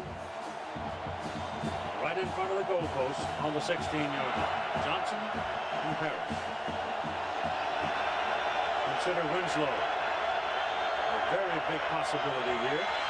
They throw it underneath. It goes to Winslow, and he's going to have the first down as he gets past the 10-yard line and gets stopped at the 9 by C. Grant. We've seen his attitude. We've seen his hands. This was just pure speed as Winslow ran away from C. Grant. Came off the line of scrimmage and has Grant in his hip pocket. Good throw by Dorsey. First and goal at the 9 now for Miami.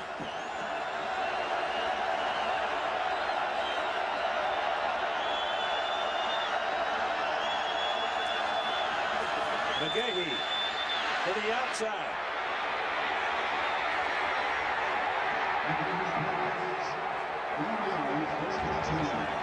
And looking to see if he hit the chalk, and he didn't. So he just simply outran him into the corner. So close to getting to the sidelines and going out of bounds, but carrying that 220 pounds with almost the speed of light, it seems, the time he gets in there. Well, he hits off the left side, doesn't like it there, and there is your speed of light all the way to the end zone, and it's not even close for Ohio State stopping him.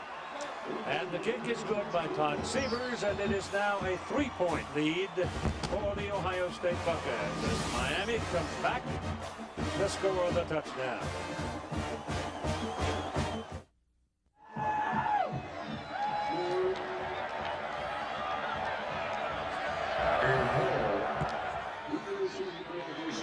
That ball is kicked beyond the field of play. Ohio State had a first and goal at the 6.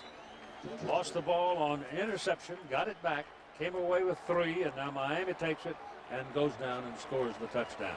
And that's only the 5th rushing touchdown given up by Jim Tressel's Buckeye defense. That stat was good enough to lead the nation.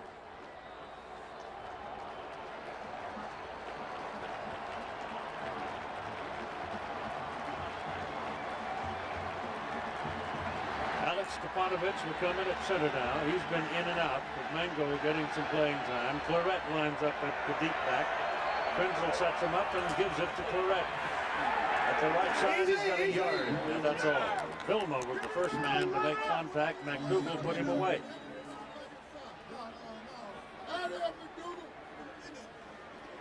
Well, they don't even give him a yard. They put the tail end of the ball almost touching the 20-yard line. The linebackers, Vilma, Harris. Gotta wonder about this Buckeye defense, just how tired they are. Gamble is in on offense on this play. We got 4 wideouts for the Buckeyes. Here's Claret all the way down the bottom of the screen. Shotgun for Krenzel, pulls it down, takes off. Seemingly had more room on the left side, chose to go right, and he's cut down rather quickly. And they're looking at 3rd and 6. And what they're doing is they're forcing Miami to unload the box. You always hear about loading up the box with 8 and 9 men, but when you spread out the defense with your offensive personnel, putting Claret out wide, that forced Miami to adjust and only had 6 men in the box. That's why the draw play was called. 3rd and 6. The outcome of this ball game might be in the making right about here. A lot of things can go with a moment like this, and Ohio State, perhaps realizing it, has called a timeout. So they have 2 remaining, and the time remaining in the 3rd quarter is only 40 seconds. And again, a team that realizes that it's a 3rd down play. Important to get the right play called with the right tempo. Aerial coverage of tonight's game provided by Tostitos, Hank Small, the pilot, Greg Johnson, the cameraman. Beautiful day and beautiful evening in Tempe, Arizona. And a beautiful game. Oh, yeah, that's a trifecta there.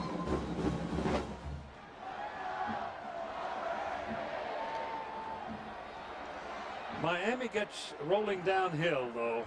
Woof. It's hard to stop it.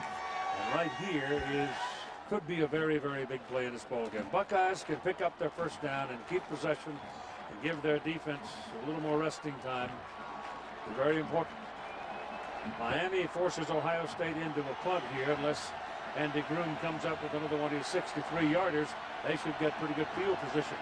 And Krenzel only has 3 completions on the evening out of 11 throws, Keith.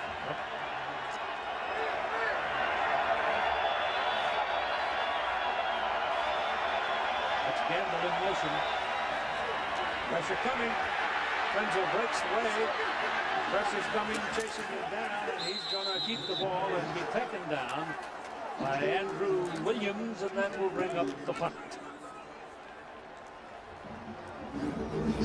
Again, it's immediate pressure by Jerome McDougal, 95. That forces Krenzel out of the pocket, and now it's the speed. There is Andrew Williams, 99, and D.J. Williams coming up along with Sykes.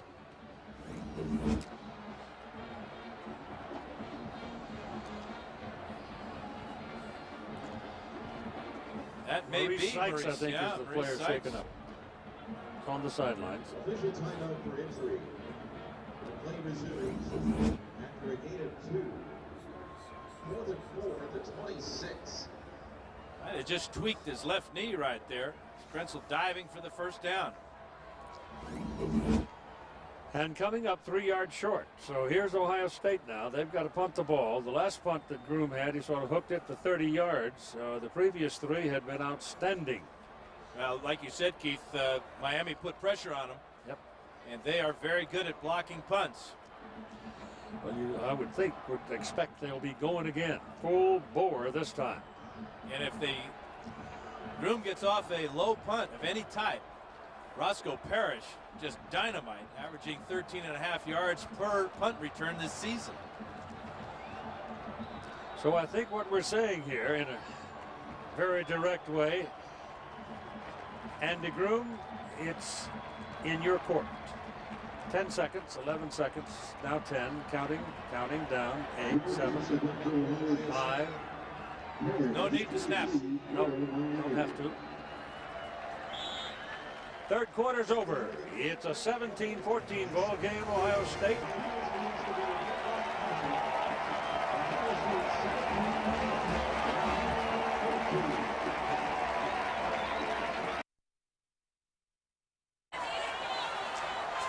All right, here we come to the pivotal punt of the moment, at least, as we start the fourth quarter of play. Andy Groom should hit it around the 13. He does. He gets some air under it. It's not his longest of the night, but it's a good one. And it's going to go dead on the sidelines and roll out of bounds, and it turns out to be a very good punt. Last time Miami had the ball, they went 77 plays, 55 yards, got the ball to their playmakers. Kellen Winslow, 3 catches for 35 yards, 35 tough yards. And that was finished off by this beautiful reverse of this field by Willis McGahee from 9 yards out. McGahee started the drive with a 6-yard run on first down right here, and then he finished it with a touchdown. 49-yard punt by Andy Groom. Put the ball out of bounds at about the 24-yard line, and here's Miami going to work. Quick shot to Roscoe Parrish. Monty, what do you see working here now in the Miami offense? Well, I think what they're doing is just getting back to their basic game plan. Ohio State's dropping people back. They're trying to put some pressure on Dorsey. Now all the receivers are doing is getting their bodies in front of the coverage and taking what the defense is giving them, the short pass. First make the catch. Don't worry about trying to break a tackle or make a big run. And if you turn that field and you've got some space, take advantage of it. Second down and 2. They run for it and they get it with McGahee. And they have the coattail in because he was close to getting out of the pack. He takes the ball across the 40 to the 41. And Keith, if he breaks out of the pack, nobody on this Ohio State defense is going to catch him. He displayed his speed the last time when he reversed his field and took it in untouched. Look at the moves here. Now the power. Explosion, you hear that term all the time. It's speed, it's quickness, but most important, it's intensity.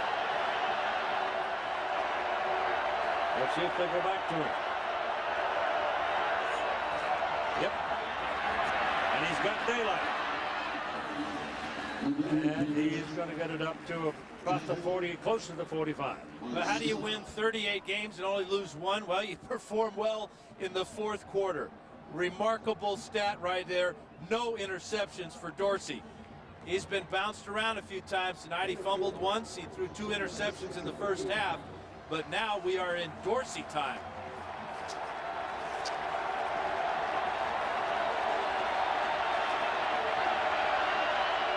Second down and 6.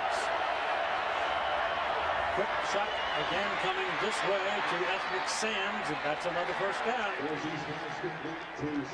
Deacon and Duncan. Pretty good company for Ken Dorsey. All-time consecutive wins by a starting quarterback. And this one, obviously, his last chance to tie the record of Chuck Ely. And said the other day that he wanted to try to play on Sunday. I think he can. He's a winner. Ball is on the 46-yard line of Ohio State on first down for the Hurricanes. And Dorsey puts it in the air. It's slapped down. Knocked down by Darian Scott.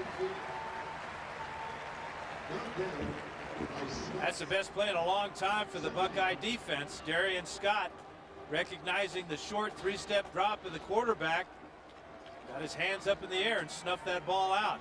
What an athletic move by Darian Scott. Top of the screen working on Vernon Carey. Carey does a great job keeping him away from the quarterback, but couldn't prevent the athletic move to knock it down. Second down and 10. Jason Geathers, the man on this side. And now Dorsey's changed the play of the Ohio State crowd, and they're dominant, making a lot of noise. And McGahee can't get his engine running, and he goes down about the line of scrimmage as Will Smith makes another defensive play for Ohio State. Will Smith is a really talented young man. We've seen him pick up a couple of sacks. He also will drop back into pass coverage. And his main asset is his speed, as he displayed that time. Junior out of Utica, New York. 6'4", 250.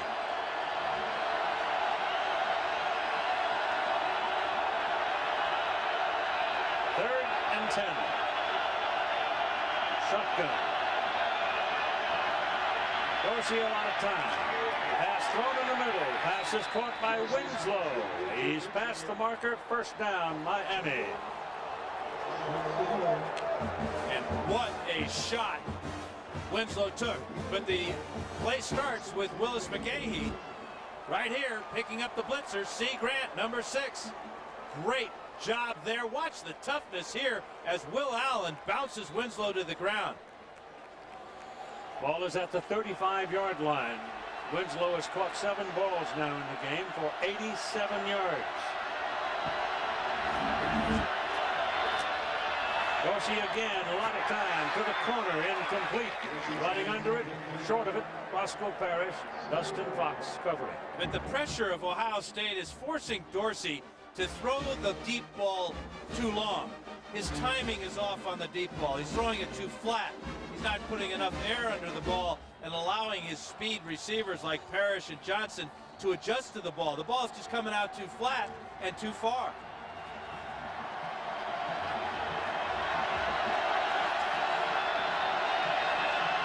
There's the pressure he's been facing from this great Ohio State front 4. Second and 10. Short tip. Whoa. My goodness, Mike Doss had one hand on it. The ball is 3 inches lower at 6 points. No question, Keith. That's why he's a 3-time All-American. Doss recognized this. Again, it's a quick 3-step drop. Watch him break. Stepping in front of Andre Johnson, and that one would have been 6 for Ohio State. Clock running at 11:53 to play now in the fourth quarter. Tigers had the ball for quite a bit at the start of this fourth quarter. Over 3 minutes. Dorsey setting up a screen.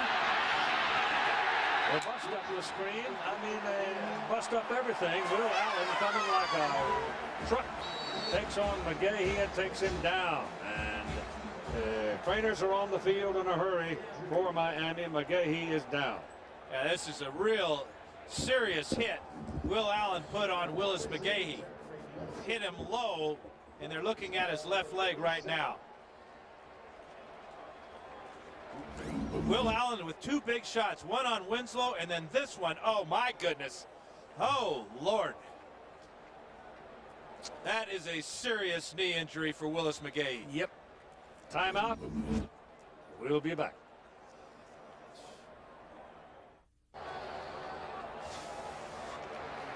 Willis McGahee, the big sophomore tailback, taken off the field with a, seems hardly anything but serious. When you see the hit that he takes on it, you see the shoulder pad come in and hit it on the inside part of that knee, and it's gone. Clean hit by Will Allen, but a devastating injury for Willis McGahee. Here we have now a 54-yard field goal try by Tom Severs. It's no good. His longest in his career had been 53 yards at Florida. That one was just a little bit out of the zone. You know, Keith, obviously Miami needed those points to tie the game, but psychologically right now, they are really going to be challenged. That injury happened in front of their bench. Their star player is done for the evening. Now they've got to find a way to regroup mentally as much as anything to get back in the right frame of mind to win this title. Ohio State takes over at their own 37-yard line. First down, they lead by 3 points. And we're in the fourth quarter. Crimson gives to Claret. And the Hurricanes jump all over him after a yard or so. 11:15 to play in the football game.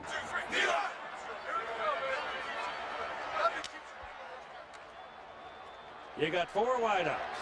5 wideouts now as they flex a tight end. And it's second down. And Crimson's pass short. of the first down marker to Michael Jenkins. Jenkins drops his shoulder and pounds it and gets the first down. Only a second catch of the night, only the 4th completed pass of the night for Craig Krenzel. But finding Michael Jenkins, who's made so many big plays for the Buckeyes, especially in the 4th quarter, along with his quarterback, offensive line almost did a good job until Matt Walters drops the QB on his wallet. Well, these two guys hooked up to win the Wisconsin game and obviously in that Purdue game. Same number. Yep. First down. Ball at the 48-yard line.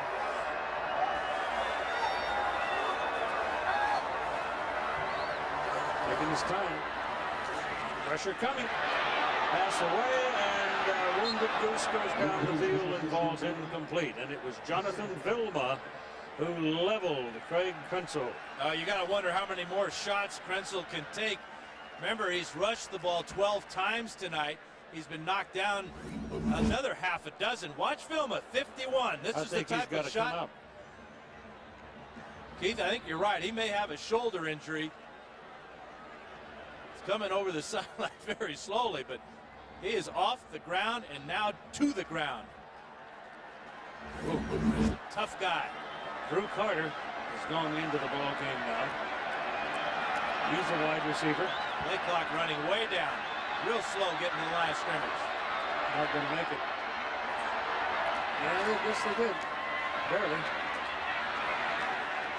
Barely. Lorette fights for a couple of yards, getting it close to midfield. I was surprised. I thought that Krenzel was coming out that time because he really took a lick from Vilma. He may have wanted to, you know, but the coach just sent another play in there. Didn't send a substitute for him.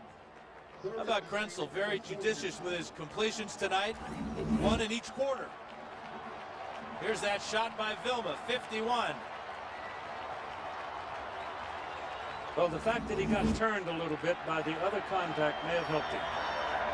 He'd have gone down just flat on his back. Vilma on him. Throwing, bullet, pass caught, 40-yard line. First down to Chris Gamble. He is tough, and he's on his way someday to being a doctor. He may need a doctor. Yeah. He's been sacked 31 times on the year. This time the offensive line does a good job. Still gets a couple of nudges there from Miami, but look at Gamble stepping in front of Glenn Sharp there, shielding him away from using his body to shield the defender away from the ball. Boy, 23 hits on the turf 21 times. Uncle. This is the guy, though, that his teammates named the offensive MVP for their season. 13-0 season.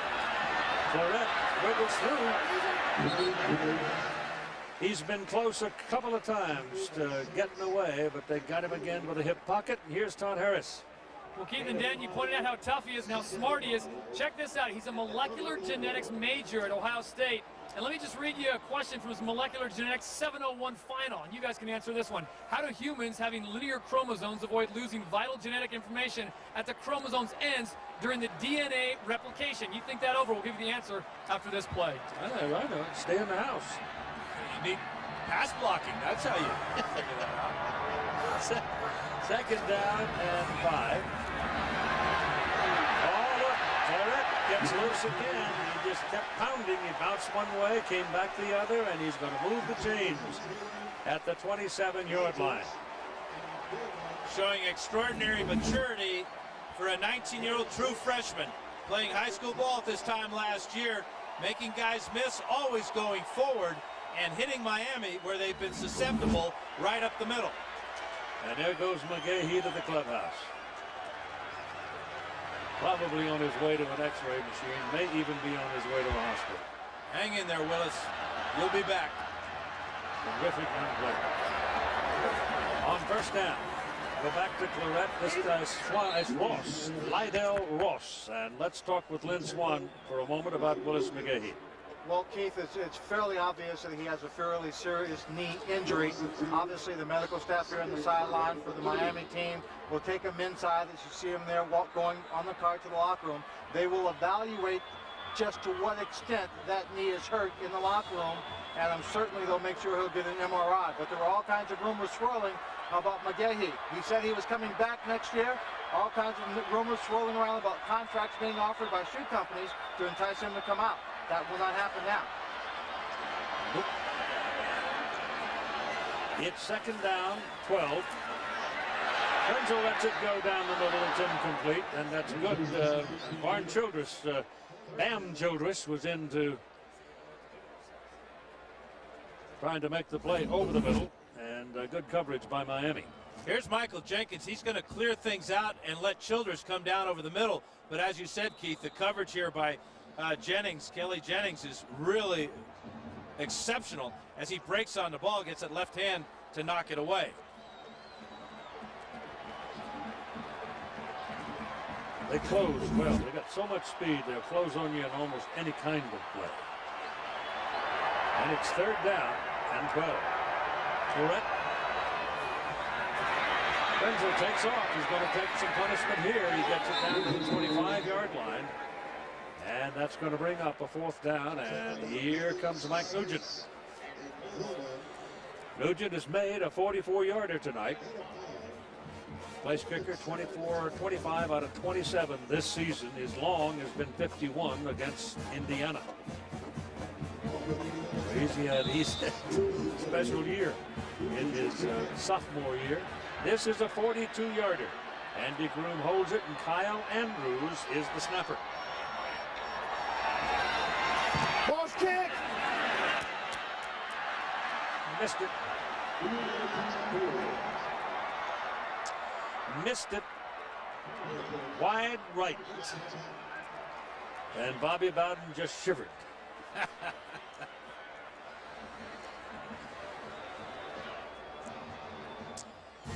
So we've got 6 minutes and 36 seconds to play in the football game, and we got another Buckeye breath holder. The attendance tonight, 77,502. It's the third largest Fiesta Bowl crowd. And they're watching what is clearly the best of all the BCS championship games so far. Down the middle, ball thrown to Kellen Winslow. He might break this big. His legs are taken away up at the 35-yard line. He picks up a first down. Chris Campbell kept him from a really big play. Jarrett Payton is in there at tailback in place of the injured Willis McGee. Yeah, Chrysler passing playbook. Two things to check out here. Watch Ken Dorsey. First is a quarterback drop back and come off to a secondary receiver who happens to be Kellen Winslow. This is Payton slashing over the right side and going for at least 5 yards. And Winslow gets down across the middle. 8 catches now for 98 yards for Winslow as Miami's trying to change the tempo of this game with their no-huddle offense, trying to wear out the Buckeye defense. 6 minutes to go in the game. Ohio State leading by 3. Just missed the 42-yard field goal. Little short pass drilled again to Kellen Winslow, and that will pick up the first down to the Ohio State 49-yard line. And right now, Ohio State has no answer for Winslow. He's running away from linebacker. He's overpowering defensive backs.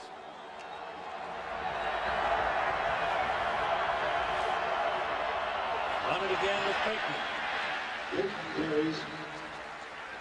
Not a whole lot on this one as he ran into Kenny Peterson. 20. Guys, I have to tell you, C. Grant, number 6, and getting ready for Winslow, actually spent most of his time going against wide receivers because he wanted to get adjusted to the speed coming out of that position.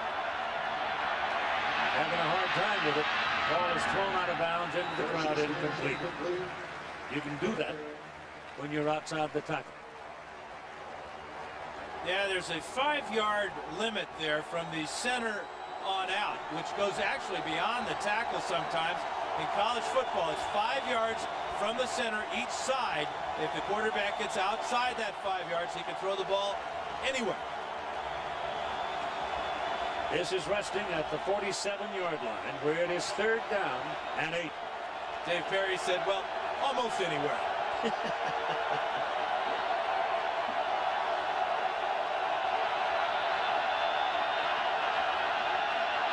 Shotgun, Dorsey. A lot of time. Finally lets it go down the middle. It's caught by Roscoe Parrish, and the ball comes out. And Ohio State pounces on it. The beanbag is down, and the Buckeyes recover it. It's Will Allen with another big play. Donnie Nicky and Destin Fox combined to knock this ball out of the hands of Roscoe Parrish. Fantastic throw by Dorsey. Parrish just couldn't hang on as the Buckeyes secondary converges and knocks it away. And the Buckeyes may have dodged a bullet.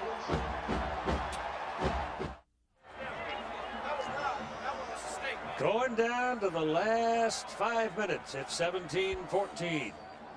Ohio State turnovers. Miami is helping them. The 5 turnovers, obviously a season high, but Miami coming into the game only were +2 in turnover ratio. Surprising for a team that's undefeated. It's Torrette. Finds a crack. Brought down by Maurice Sykes, who was shaken up a little while ago, but that is a gain from the 18 up to the 23, 5 yards. That looks like and a cramp in his calf. Coming out. Yeah. Second and 5 at the 23. It looks like it could be a cramp, the way he's walking on it. Yeah. Holding it. Lydell Ross goes in to replace him, the 210-pound sophomore, and the fastest, as we told you earlier, of the group.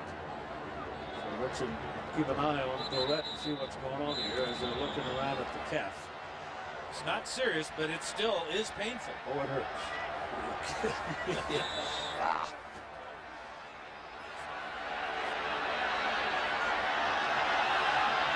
It'll be second down and 5 from the 23-yard line for Ohio State. They need to hang on to the ball as long as they can. Krenzel gives it to Ross. And Ross is right about the line of scrimmage as William Joseph meets him. Time to check out our FedEx Air stats. So Miami obviously with the advantage there as Krenzel has only completed 5 of 15, but Krenzel, as we look at our FedEx ground stats, is the leading rusher for Ohio State with 63 of their 107 yards. Now they figure to put it up. On third down and 4 with 4 wideouts. And 3:49 running on the clock. Pressure coming. Krenzel steps away from it. Got a chance at the first down. He cut back into the middle of the field. Did he go to the outside? I think he makes it. Here, I'm not sure.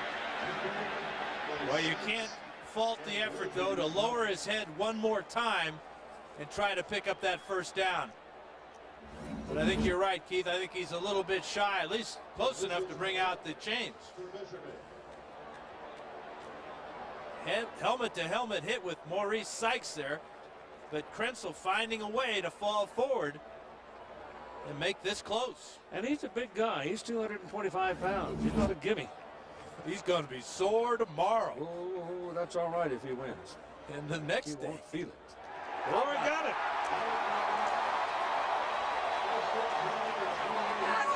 One of the more amusing things about it, he is from Utica, Michigan. Not so amusing, Keith, is that Miami has just 2 timeouts remaining. And Ohio State saw Krenzel make a similar play in their overtime win against Illinois earlier. It is first down at the 29-yard line for the Buckeyes. 3:25 to play in the game. Buckeyes lead by 3 points.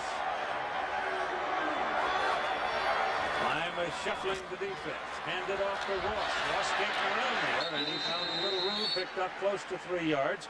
And a moment with Todd Harris. Well, Keith and Dan, it doesn't sound like much, but when you have calves as powerful as Lance Armstrong's, double cramps really hurt. A lot of Flexol on those cramps. He's down here stretching him out. And as soon as he found out that Craig Krenzel got that first down, he popped up his feet.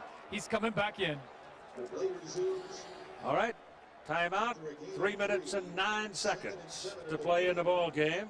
Ladies and gentlemen, we ask you to please. Larry Coker, since he succeeded Butch Davis at the University of Miami, 24-0. He doesn't know how to talk to a team that loses a game. Second down and 7.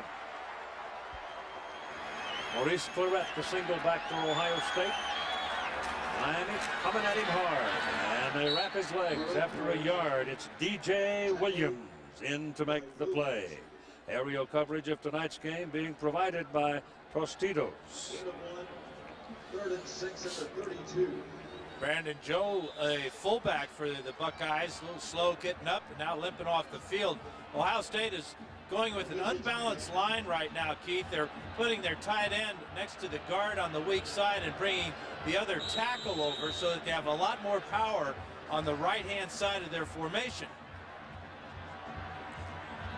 But losing Brandon Joe is a key ingredient to the power running game for the Buckeyes. How many times have you seen two fullbacks and one's named Brandon Joe and the other's named Brendan Smith? Never. That's right. 3rd down and 6. Shotgun. Wenzel. Heat coming. Steps away from it. Throws it. Oh! Almost picked off by the Canes. But not quite. Went through their hands, and Chris Gamble went for the shoe top and didn't quite come up with it. Oh, he came real close to making this catch, Keith. He did. The pressure there, that's Walter with the dive. Krenzel gets away, throws a good ball, nice and low. Let's check out Gamble here working against Kelly Jennings. Oh, little hold there, that should have been called. Oh, that is close to a completion. 26 was in his face. I think he probably had something to do with it. Taylor. And here's the punt. Andy Groom puts some air under it, drives it back to the 25-yard line. Here comes Roscoe Parrish. Parrish getting to the sidelines, gets a block. And he's finally taken down all the way down the field at the 26-yard line. Big return by Roscoe Parrish and a huge block by Gerald Weaver that kept him going. Weaver's one of the stars of the special teams for Miami, and Tressel can't believe how things have changed so quickly. Miami is already in field goal range here, but they're thinking touchdown and another title. There's the block by Weaver, just laying out Mike Kudla. And Roscoe Parrish having a great afternoon, great evening rather. Sets up his team in great field position. 44-yard punt, but a 50-yard return, and Jarrett Payton is the single back. Another opportunity for Miami now. In the closing minutes, it's Payton bouncing into the middle and stopped after maybe a yard. David Thompson on the hit. Time remaining is 1 minute and 50 seconds. The clock is running. Miami with one timeout remaining. And yes, they play overtime in the championship game. And it's a great overtime system where both teams will get the ball. And we'll get into that a little bit later, won't we? Yep.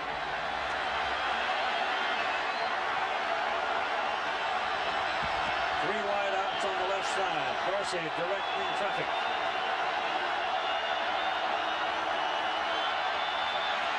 Pressure, hit, down, 30-yard line. Simon Frazier.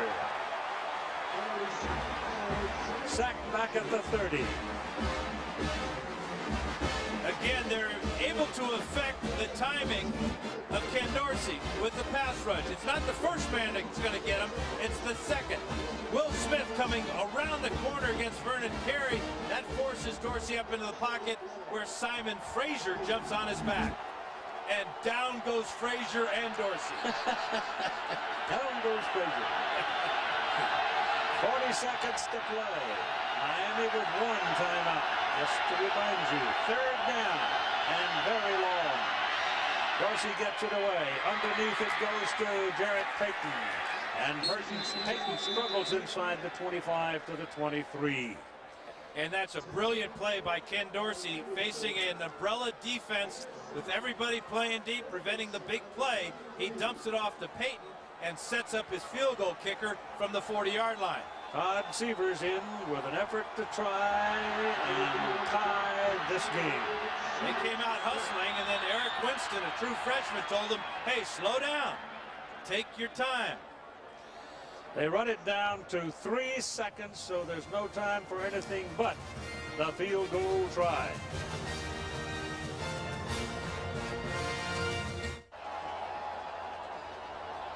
Now, does Ohio State try to freeze him? They've got 2 times out. Yeah, they got nothing to lose. Might as well use them. Make Todd Severs think about this potential tying field goal. There you go. Yep. They call it. So that gives them a little more time to think. I remember a game, and I'm not sure that I can remember the fellow's name from Oklahoma. They were playing Ohio State a long time ago, and it was in this kind of a circumstance where OU had a chance to win with a 43-yard field goal, and the crowd is chanting, block that kick. And he's walking around out in the middle of the field conducting the crowd. Yeah. And he walked out and hit a 43-yarder and beat him. Yeah, they're strange fellows, those place kickers. Severs from 40 yards out. A lot of praying going on both sidelines. Well, it makes you long for that early on field goal, doesn't it? When they elected to try the trick play. And you see the winning streak, the most advertised stat in all of college football this last 2 weeks. So hold your breath. Here we go. We got one more timeout. They'll spend it. Buckeyes aren't hunkered down yet. No,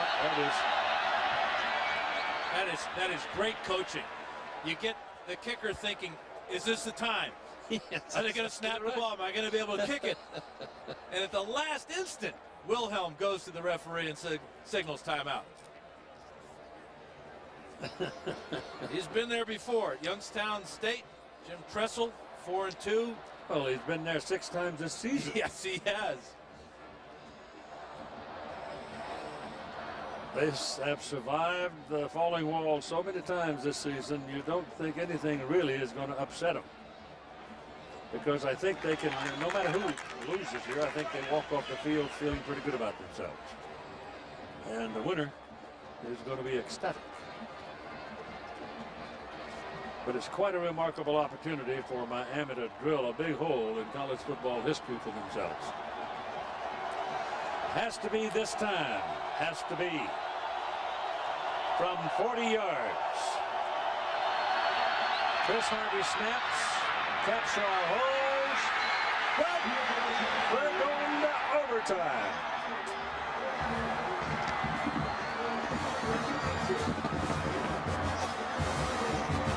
With all the flashbulbs popping in the stands, Todd Severs squeezes one inside the upright.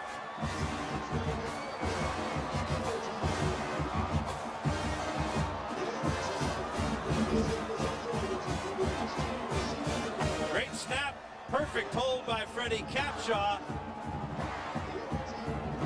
And Severs didn't think it was in doubt, but that sure looked like it might have been. It sure did. Oh, my goodness. That looked like it was good by a foot. So we'll be back for the overtime in a minute.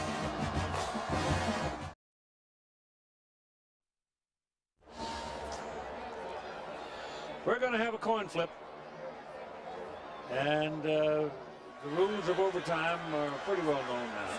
But first thing first, you've got to flip the coin to go through the procedure. And the 2 teams, and it's Maurice Claret holding court on the sideline right now.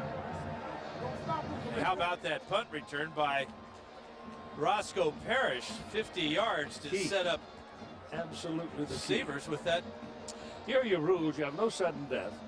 Each team gets an equal possession, the offense beginning on the opposition's 25-yard line, and the process is repeated until the tie is broken. They start in the 3rd overtime. You must go for 2 points if you're still tied and have to go to the 3rd overtime. And it's almost universal that the team winning the toss will elect to play defense first. That way they know what they've got to do when they get the ball back. Here come your captains now, assembling to come to the center of the field. Ohio State looks like they're going to send out 3. And Looks like Ken Dorsey, after cheering on a handful of nails, is going to come out and do it by himself. And Buckeyes have not been terribly used to overtime games in their history, and this is the first time that we have had an overtime game in the Bowl Championship Series. Miami doesn't have a whole lot of it. In fact, college football teams, generally speaking, don't have a whole lot of time in overtime games. But we had three-time overtime. Here's Randy Christie.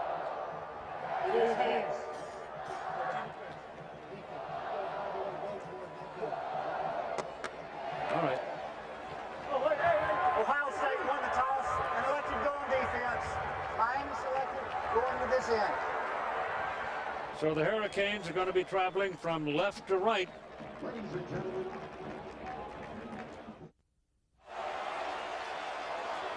Here we go to overtime. 17-17 tie. Back early in the ball game in the first quarter, there was this. First time Ohio State threatened, they elected on 4th and 1 to go for a fake field goal with punter Andy Groom. He came up a half-yard short and no points.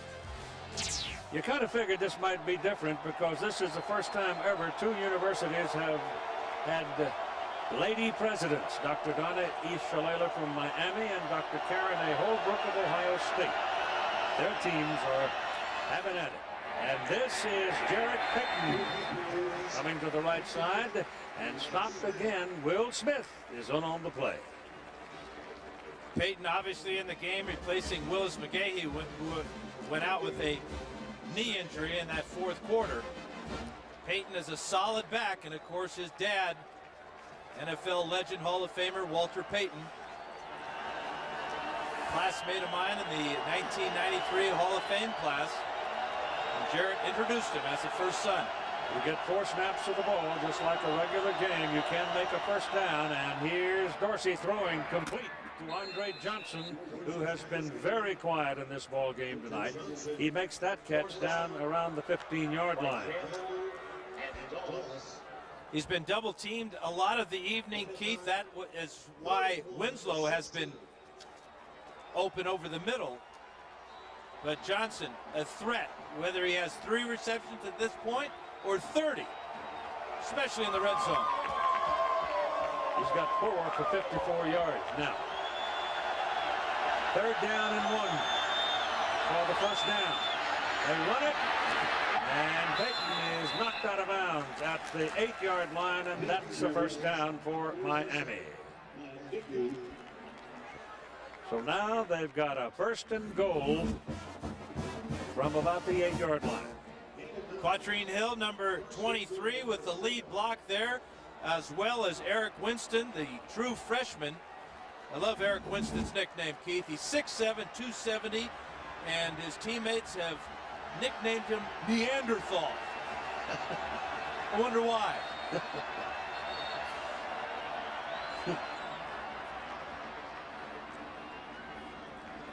Ohio State calls time.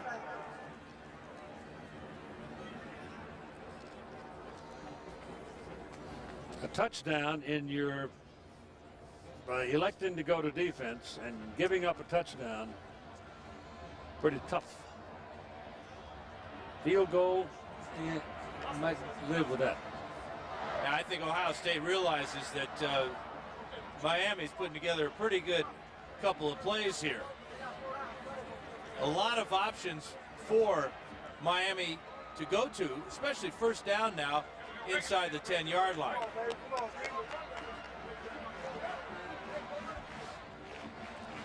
The first of the BCS Championship Series played right here as Tennessee won over Florida State. Florida State won the next year in the Sugar Bowl, Oklahoma in the Orange Bowl, and Miami last year in the Rose Bowl. And they won handily in the Rose Bowl against Nebraska. But they've had to fight for their life tonight against these Ohio State Buckeyes. It looks like Miami wants to grind things out. Both tight ends are in the game, and only one wide receiver. Of course, that one wide receiver is pretty good, Andre Johnson. And he's isolated on Fox up here. And they give it to Payton.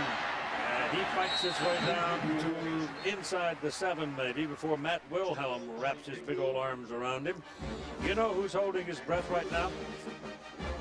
A man named Cooper, who recruited a lot of these Ohio State Buckeyes that are down there on that field. Yeah, 18 of the 22 starters. John Cooper. John Cooper's fingerprints all over him. Yep. Hi, John. There's a few other people holding their breath, too. Well, yeah, several million. But Cooper is directly involved. It's a multiple choice question.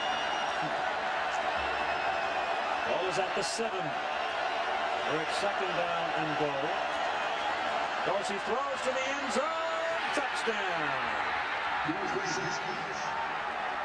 Kellen Winslow making the catch. There's a penalty flag, I thought, thrown by the back judge at the back of the end zone, but he's talking to the referee now. If anything, it would probably be holding. Pass interference against Ohio State. The Winslow catch is good. Yeah, he picked it right off the top of Will Allen's helmet, too. Great athletic move. The Buckeyes came with pressure. Dorsey hung tough in the pocket, and Winslow with a remarkable catch. Severs for the point. And he makes it. Again, if you bring pressure on Ken Dorsey, you better get to him, because he's tall enough to see over the top. He's experienced enough to know where he wants to go with the ball. Wilhelm and Nicky come up the middle. They're picked up. It's a jump ball for Winslow, and Winslow's going to win every time. And that is Miami's first lead in the ball game since they led 7-0 way back in the first quarter. Allen had his back to Winslow the whole way. That allowed Dorsey to just put the ball up in the air and let his talented tight end take over. Well, the boys who cast their MVP ballots early may be calling for a second go-round. I think that might be the confetti, those first-round ballots. 10 catches for Winslow, 115, and that touchdown. Now the Buckeyes will go to work from the 25-yard line. They're down by 7. Krenzel back throwing, steps away from the pressure, takes off with it, going to run with it, and run it for 5 yards before DJ Williams brings him down. Now the one guy that Miami's got to make sure they keep an eye on is Michael Jenkins. He's the guy that Krenzel is looking for in crunch time. Miami's done a great job on him. He's only got 2 catches. But again, Krenzel only completed 5 passes all night. Dorsey taking charge on the sidelines. Great scene.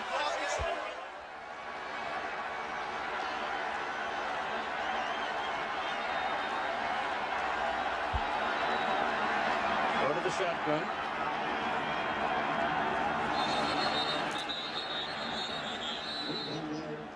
Penalty flag stops it. No play on it. You know, normally that means false start. Yeah, McDougal started, and then Hartsock came out of his stance. False start on the offense.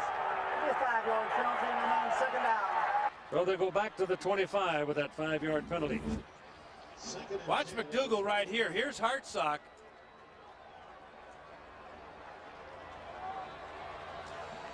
Well, he's not listening to his quarterback. He's watching his enemy. Trying to protect that inside gap. Yep. So it's 2nd down and 10 from the 25.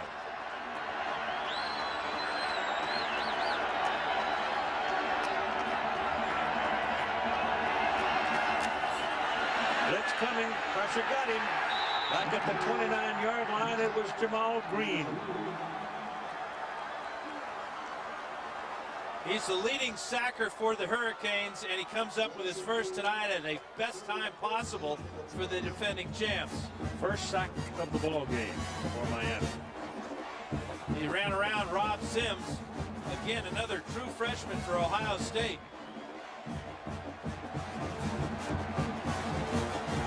How big is that penalty now? Big. 3rd down and 14 back on the 29. Miami scored a touchdown in their first possession of overtime. Krenzel's pass is thrown short to the ground. That was McDougal. He forced that.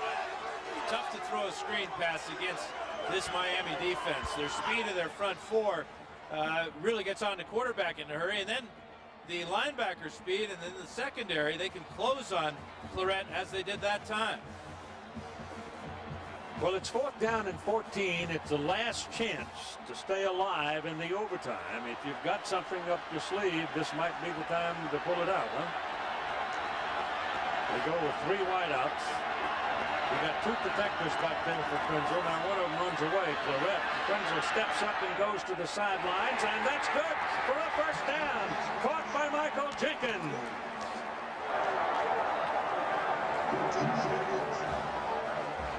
Well, they've done it before. It's nothing new to Buckeye fans. Krenzel and Jenkins on 4th and 14. Are you kidding me? Great pass protection for Krenzel.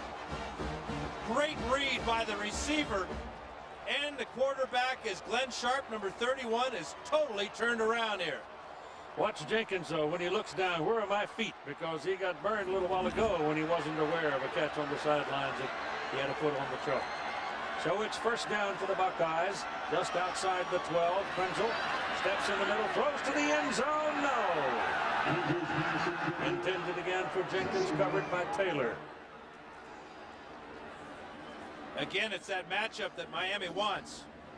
Sean Taylor, who's normally a safety, but has cornerback skills, will come over from his safety spot here, take Jenkins man for man, and prevent Krenzel from having a good angle to squeeze this one in. No place for Krenzel to throw it because 26, Taylor, had the inside.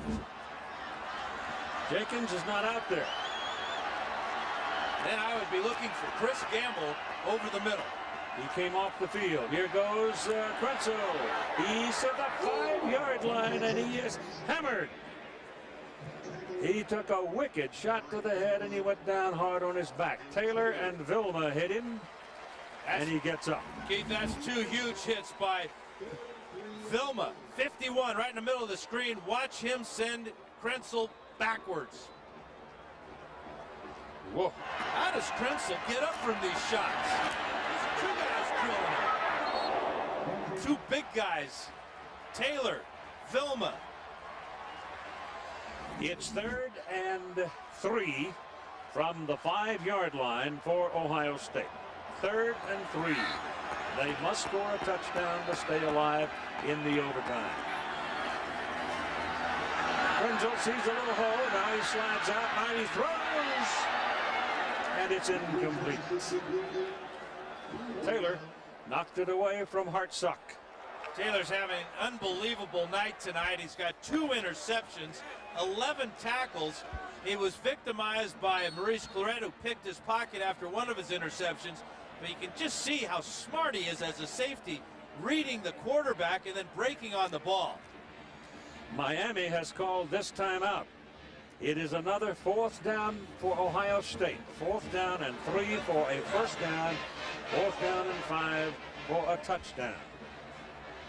I thought for a moment that Krenzel had a little hole to squeeze through if he had cut left. But then I saw Vilma step into it, and so did he, and he went the other way. What's that thing about valor? Yeah. There's always tomorrow, next season. Well, the good news for Ohio State is this big guy right here. It's Michael Jenkins. He looks like he's going to go back in the lineup. We got one-on-one. Right on you. Okay. We're thinking about it. You want to slide. So Jenkins is going to run a slant, and Krenzel talking to his tight end, Ben Hartsock. If you have man-on-man coverage, look for the ball. First look will be to Jenkins on the slant route, but Hartsock could come up big here tonight. Well, he did once this season in one of those knuckle busters they had. He stepped up and made the catch and won the game. Had a TV catch against Cincinnati and one against Wisconsin, but none tonight. There is Hartsock right there. Claret's up there as a wide out too. The ball goes into the end zone, and it is incomplete. Intended for Gamble. Now there is a penalty flag thrown. Hold on. everybody comes running down on the field, you got to get off because there's a penalty flag thrown, and I think it's against Miami. And if it's thrown in the end zone, the ball will be placed on the 1-yard line. 1st and goal. Glenn Sharp trying to cover Chris Gamble, and he may have arrived a tad too soon. Randy Crystal. Pass interference. Yep.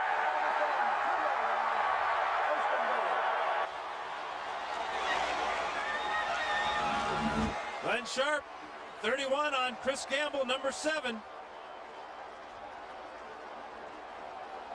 Oh, that's a tough call there. What about this angle?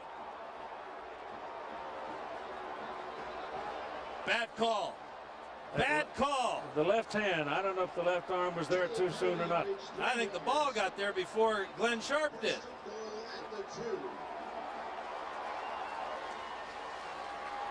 Well, he waved it incomplete and then threw the flag. Boy, Gamble had a chance to make the catch before contact was made by Sharp.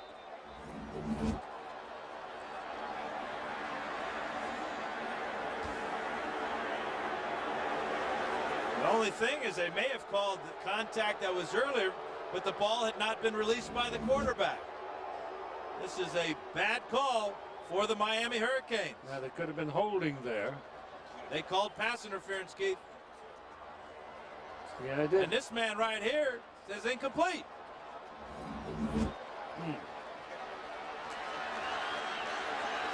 So it is 1st and goal for Ohio State. They'll try to run it. And they're having a little problem with that early on. They get back to the line of scrimmage. Claret carrying it. Here's Lynn Swan. Well, Keith, when Miami thought they had won, Sean Taylor, number 26 of safety, had thrown his helmet up in the air, and all the pieces came apart. He missed that last play because he was on the sideline trying to find the pieces, get it put back together. They got it put back together. Now he's back on the field. You wouldn't want to be out there trying to defend here without him in the mix. With all your padding in your helmet, too. Boy, you need him.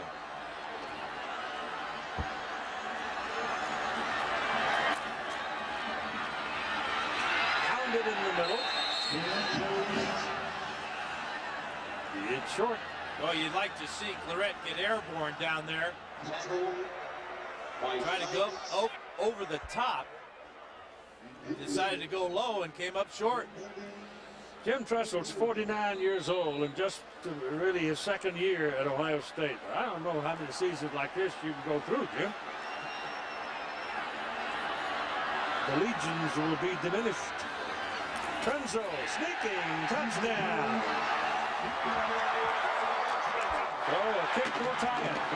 And we'll go around again. And Keith at center was a true freshman, Nick Mangold, who led the way along with Bryce Bishop and Shane Olivier over that right side. Good patience by Krenzel to find a crack and get in for the score. Nugent for the point. I don't need to tell you anything about this. Just watch it.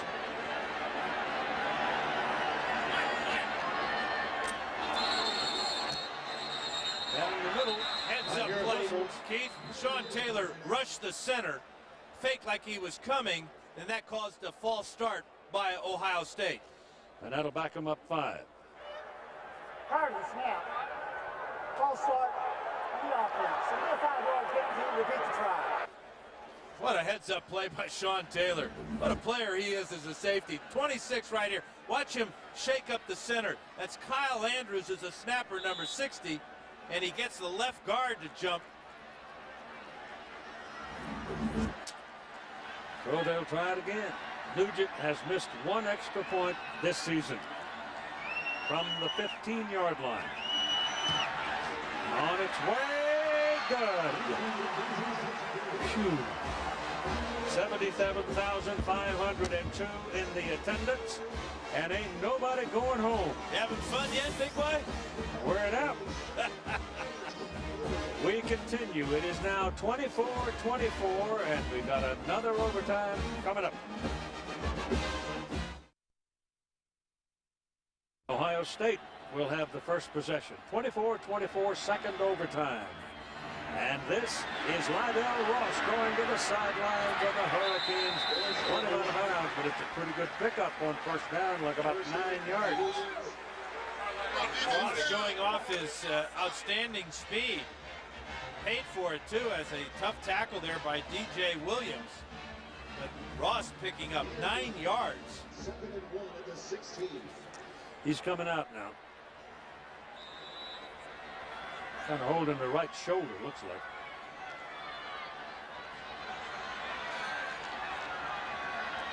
Hemby, freshman tight end, goes into Ohio State.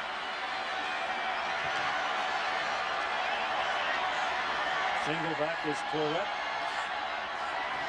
Krenzel gives it to him. He's looking for some daylight, and I tell you, there's some quick Miami people that got there that time. That was Roger McIntosh. Just locked his legs. We both saw the same thing, Keith. A hole on that left side. Claret saw it too. He can't believe how quickly McIntosh closed. Starting here and then coming back. Watch McIntosh, number 50, just keep Claret at the line of scrimmage. It's 3rd down and 1. Claret's carried 22 times tonight for 42 yards. Not quite 2 yards per carry. Well, let's see here. Can he get it this time? No, Krenzel will do it himself. And he just jumps right on the hip pocket of the center and Bryce Bishop, and he rides along with him and has the first down at the 11-yard line. Alex Stepanovich back in at center for Krenzel, who has now rushed 19 times for 80 yards. Well, you know, Stepanovich is he's a wide body. He's 6'4", 310 pounds, from Berea, Ohio. He's a junior. They're all juniors all the way across that offensive front for the Buckeyes. So they're coming back. First down at the 11. Krenzel wants to pass. Now does, and has it completed. Down to the 5-yard line to Michael Jenkins. Maurice Sykes defending. Very good Buckeye offensive line. All those juniors you're talking about, Keith, are doing a pretty good job now of keeping Krenzel upright. He's got time to find Jenkins on the crossing route, and then a sure tackle by Maurice Sykes keeps Jenkins from getting in the end zone. Taylor was there, but he looks a little tender, doesn't he? Half step slow. Yep. 2nd down from the 5. Claret. Touchdown.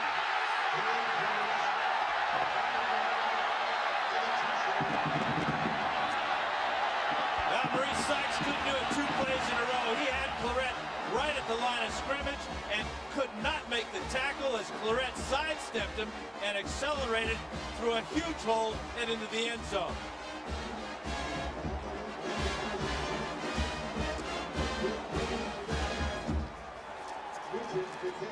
Here's your extra point try now for Mike Nugent. Whoa, that snap was low and hard, but the kick was good. Handled well by Andy Groom. Check out the touchdown by Maurice Claret. Sometimes you got to make the first guy miss. Well, the first guy is going to be number 36, Maurice Sykes. Fine job by Clark. There's the broken tackle. There's the touchdown for Ohio State. The down block is excellent by Ryan Hamby. And then Claret staying low, keeping those legs driving, getting the 6 points. And he's carried about 227 pounds, 28 pounds, when he goes in there slamming away. So he is a tough trip. It is now first down for Miami as Ohio State leads 31-24. And it goes to Jared Payton. And Payton has trouble getting back to the line of scrimmage and does not. Remember, the Hurricanes are without Willis McGahee. He suffered an injured knee. And Keith, Miami, curiously, had 2 tight ends in the game there. Thought that they could maybe pound the ball a little bit. Now they take out Eric Winston and bring in Roscoe Parrish. Second down and 11. Ohio State has the lead in this second overtime by 7. Dorsey's pass incomplete. He was pressured. He was trying to get the ball to Kellen Winslow. Dorsey may be hurt, Keith. He took a hard hit, and he's having a little trouble getting to his feet, but he's trying, and he can't do it. He can't do it. That brings on Derek Crudup. He's the backup quarterback. Middle linebacker Matt Wilhelm. That's a quarterback's worst nightmare. You take the shot from the player himself, and then he drives you all the way to the ground under 245 pounds. That could be any number of things, from a collarbone to a rib injury to a shoulder.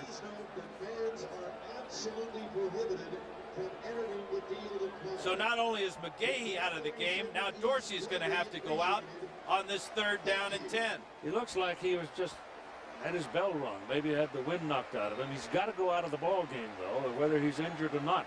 And he is totally deflated, if nothing else. Yeah, the big thing will be, can he raise that right arm and can he throw the ball? Bigger thing is Derek Crudup now will come into the ball game with very little experience. Sophomore from Deerfield Beach, Florida.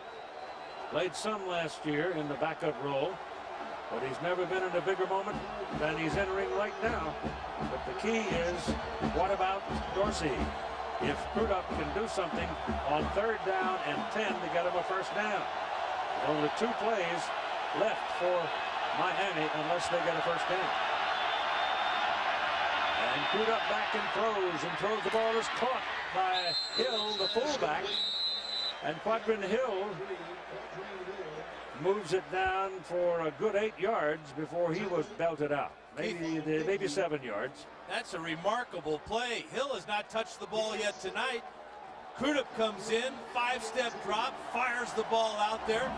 Great play by Crudup and Quadrin Hill, as Ohio State now is going to call time. Or rather, Miami's going to call time, yeah. And it's Dorsey walking around over there. He's got his wind back. And apparently he's convinced he's all right to play, and he's talking to the coaches, talking to the doctors. And apparently the medical folks have said, okay, go ahead.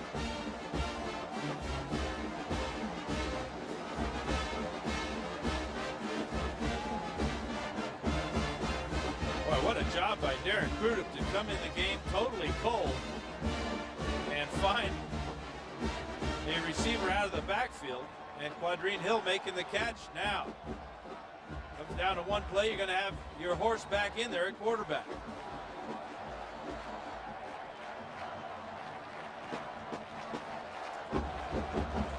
And a lot of weapons for Ken Dorsey to look at. Primarily, Kellen Winslow over the middle has been very big for Miami all night long. Winslow with 10 catches, 115 yards, and a touchdown. Well, they're looking at 4th down and 3.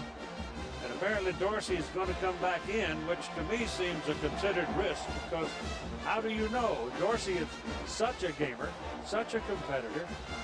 You'd have to drag him kicking and screaming out of there, but you've got to make sure he's sound. Here he comes. They need 3 yards. And Ohio State, taking a look at what Miami presented as far as personnel is concerned, they decide to call a timeout and make further adjustments. And that helps Dorsey. Yeah, gets his head clearer and clearer. Yep. Still would like to see him toss the ball a little bit, but obviously there's nothing wrong with his arm. 34-game win streak on the line. Dorsey's career 38-1 coming into this ball game. Larry Coker succeeded Butch Davis at Miami last year. He's never lost as a head coach. Doesn't know how to make a loser speech. And I don't think he's terribly interested in learning.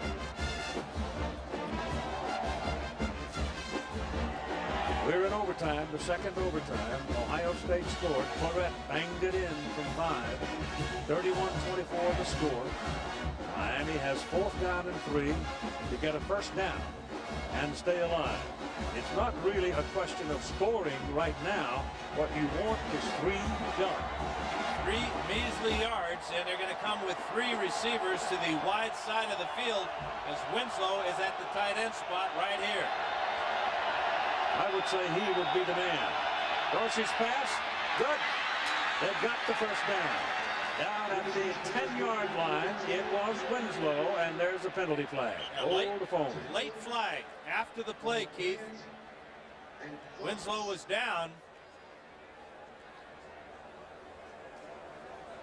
On the play, a gain of 7. Face mask, 5-yard penalty. Gain was sufficient for a That first puts down. him on the 5-yard line. I think Dustin Fox is the guilty player for Ohio State.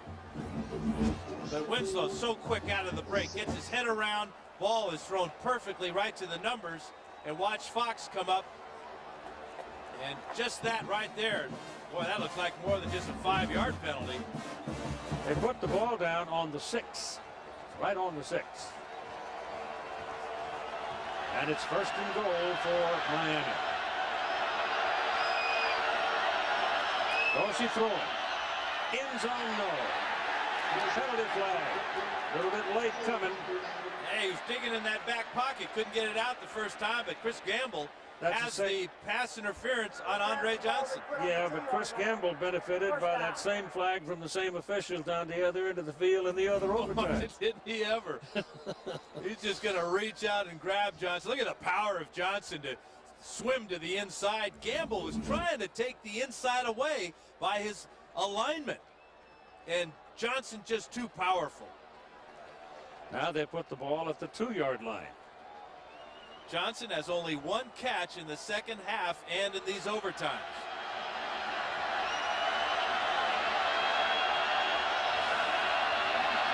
First and goal from the 2. It's Peyton to the 1. Walter's son, Jarrett, 6'2", 218, junior, Harlington Heights, Illinois.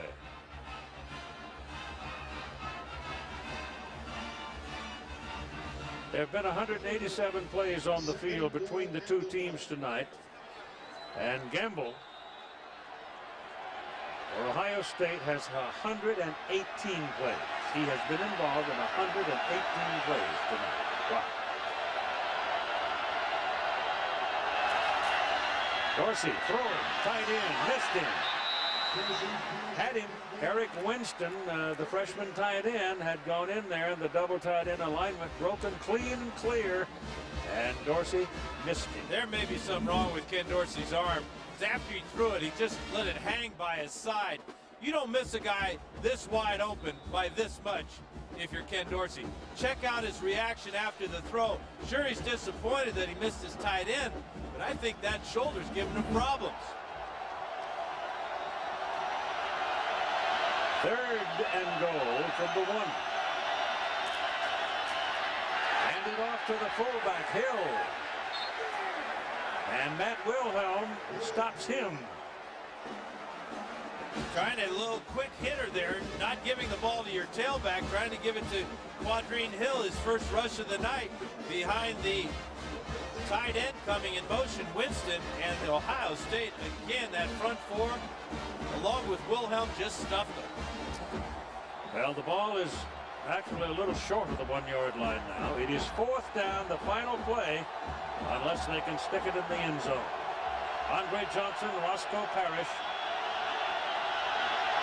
and Kellen Winslow, and Dorsey under pressure, throws it, incomplete. The Buckeyes win.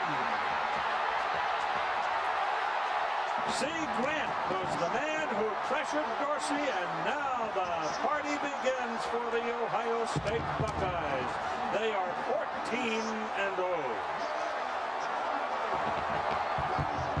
And they are the national champions of college football. And they did it their way, Keith, with defense. Right down to the very last play. Brilliant call by Mark D'Antonio, bringing the corner blitz, rather the linebacker off the corner, and C. Grant forcing Dorsey to put up a prayer.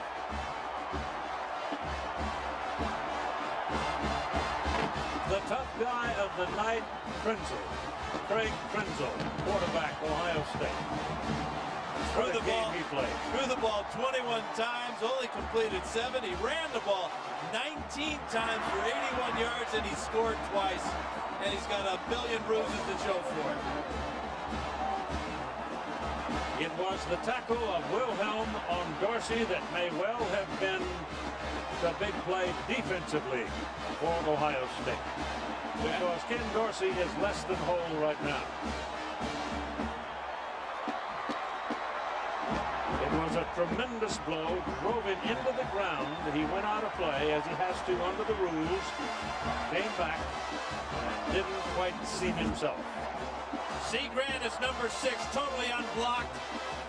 Grabs Dorsey and throws him to the ground. And Donnie Nicky's there to make sure that no Hurricane comes up with his catch.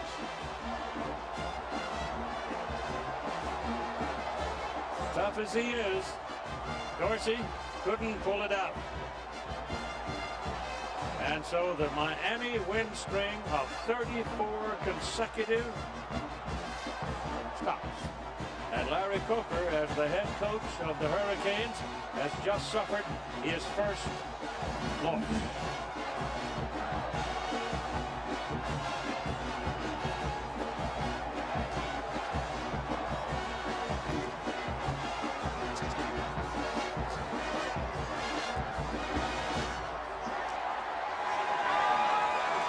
Jim Tressel, 18 years at Youngstown State, 15 as the head coach. 1 AA championships. Keith, our built Ford tough play of the game is on 4th and 14. Craig Krenzel, as he's done all year long in the first overtime, converts, steps up into the pocket, finds Michael Jenkins. First down, Buckeyes. That's our Ford tough play of the game.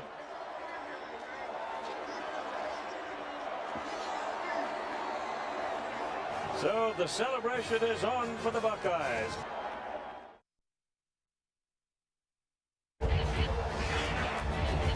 So the Ohio State Buckeyes have won their 5th national championship, their first since 1968, a 14-0 season marked by one breathtaking finish after another, and tonight was the same thing. Defense, defense, defense, and finally Claret goes in for the winning touchdown in the second overtime, and 31-24 is your final score. So rest easy, Woody. A new man has arrived.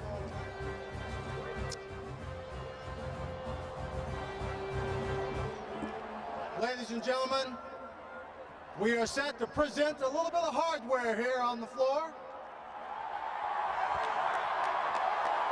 for the Ohio State Buckeyes. I have with me up here the Tostitos Fiesta Bowl Chairman Steve Harrell and Al Brew, Frito-Lay North American President and CEO. And Steve, go ahead. On behalf of our 3,000 volunteers and the families from Frito-Lay and Tostitos, we'd like to present the Tostitos Fiesta Bowl Championship Trophy to Coach Jim Tressel and the Ohio State Buckeyes.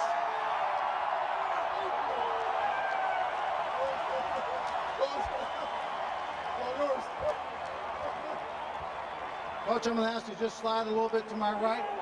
Stand right here. You don't want to go too far away from this little piece of crystal. And now to present this sought-after football on the pedestal, the Circuit City Bowl Championship Series trophy, Alan McCullough, Chairman and CEO of Circuit City. Alan, you got lost back there. Step right up, Alan. Thanks. Hey, don't tell, man. On behalf of all the men and women of Circuit City and the American Football Coaches Association, it's my great pleasure to present the Circuit City National Championship Trophy to you, Coach, to your team, and to what appears to be all of Ohio. Congratulations on an extraordinary game and a perfect season. The ball is yours.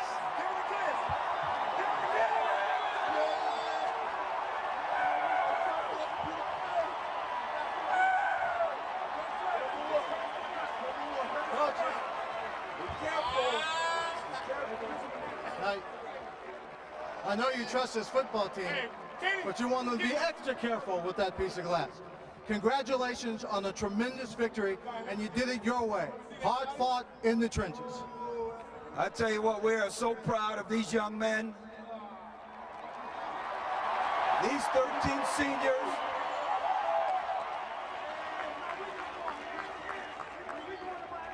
We've always had the best damn band in the land.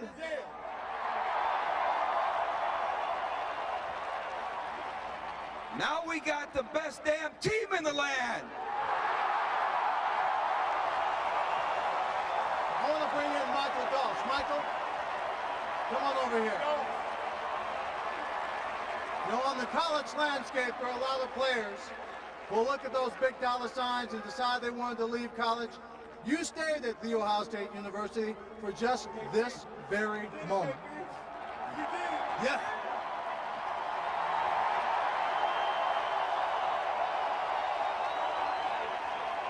I believed in our team 12 months ago when I made the decision to come back. We had great fans, we had a great support, we had a great senior class, and my one goal, it was to win a national championship.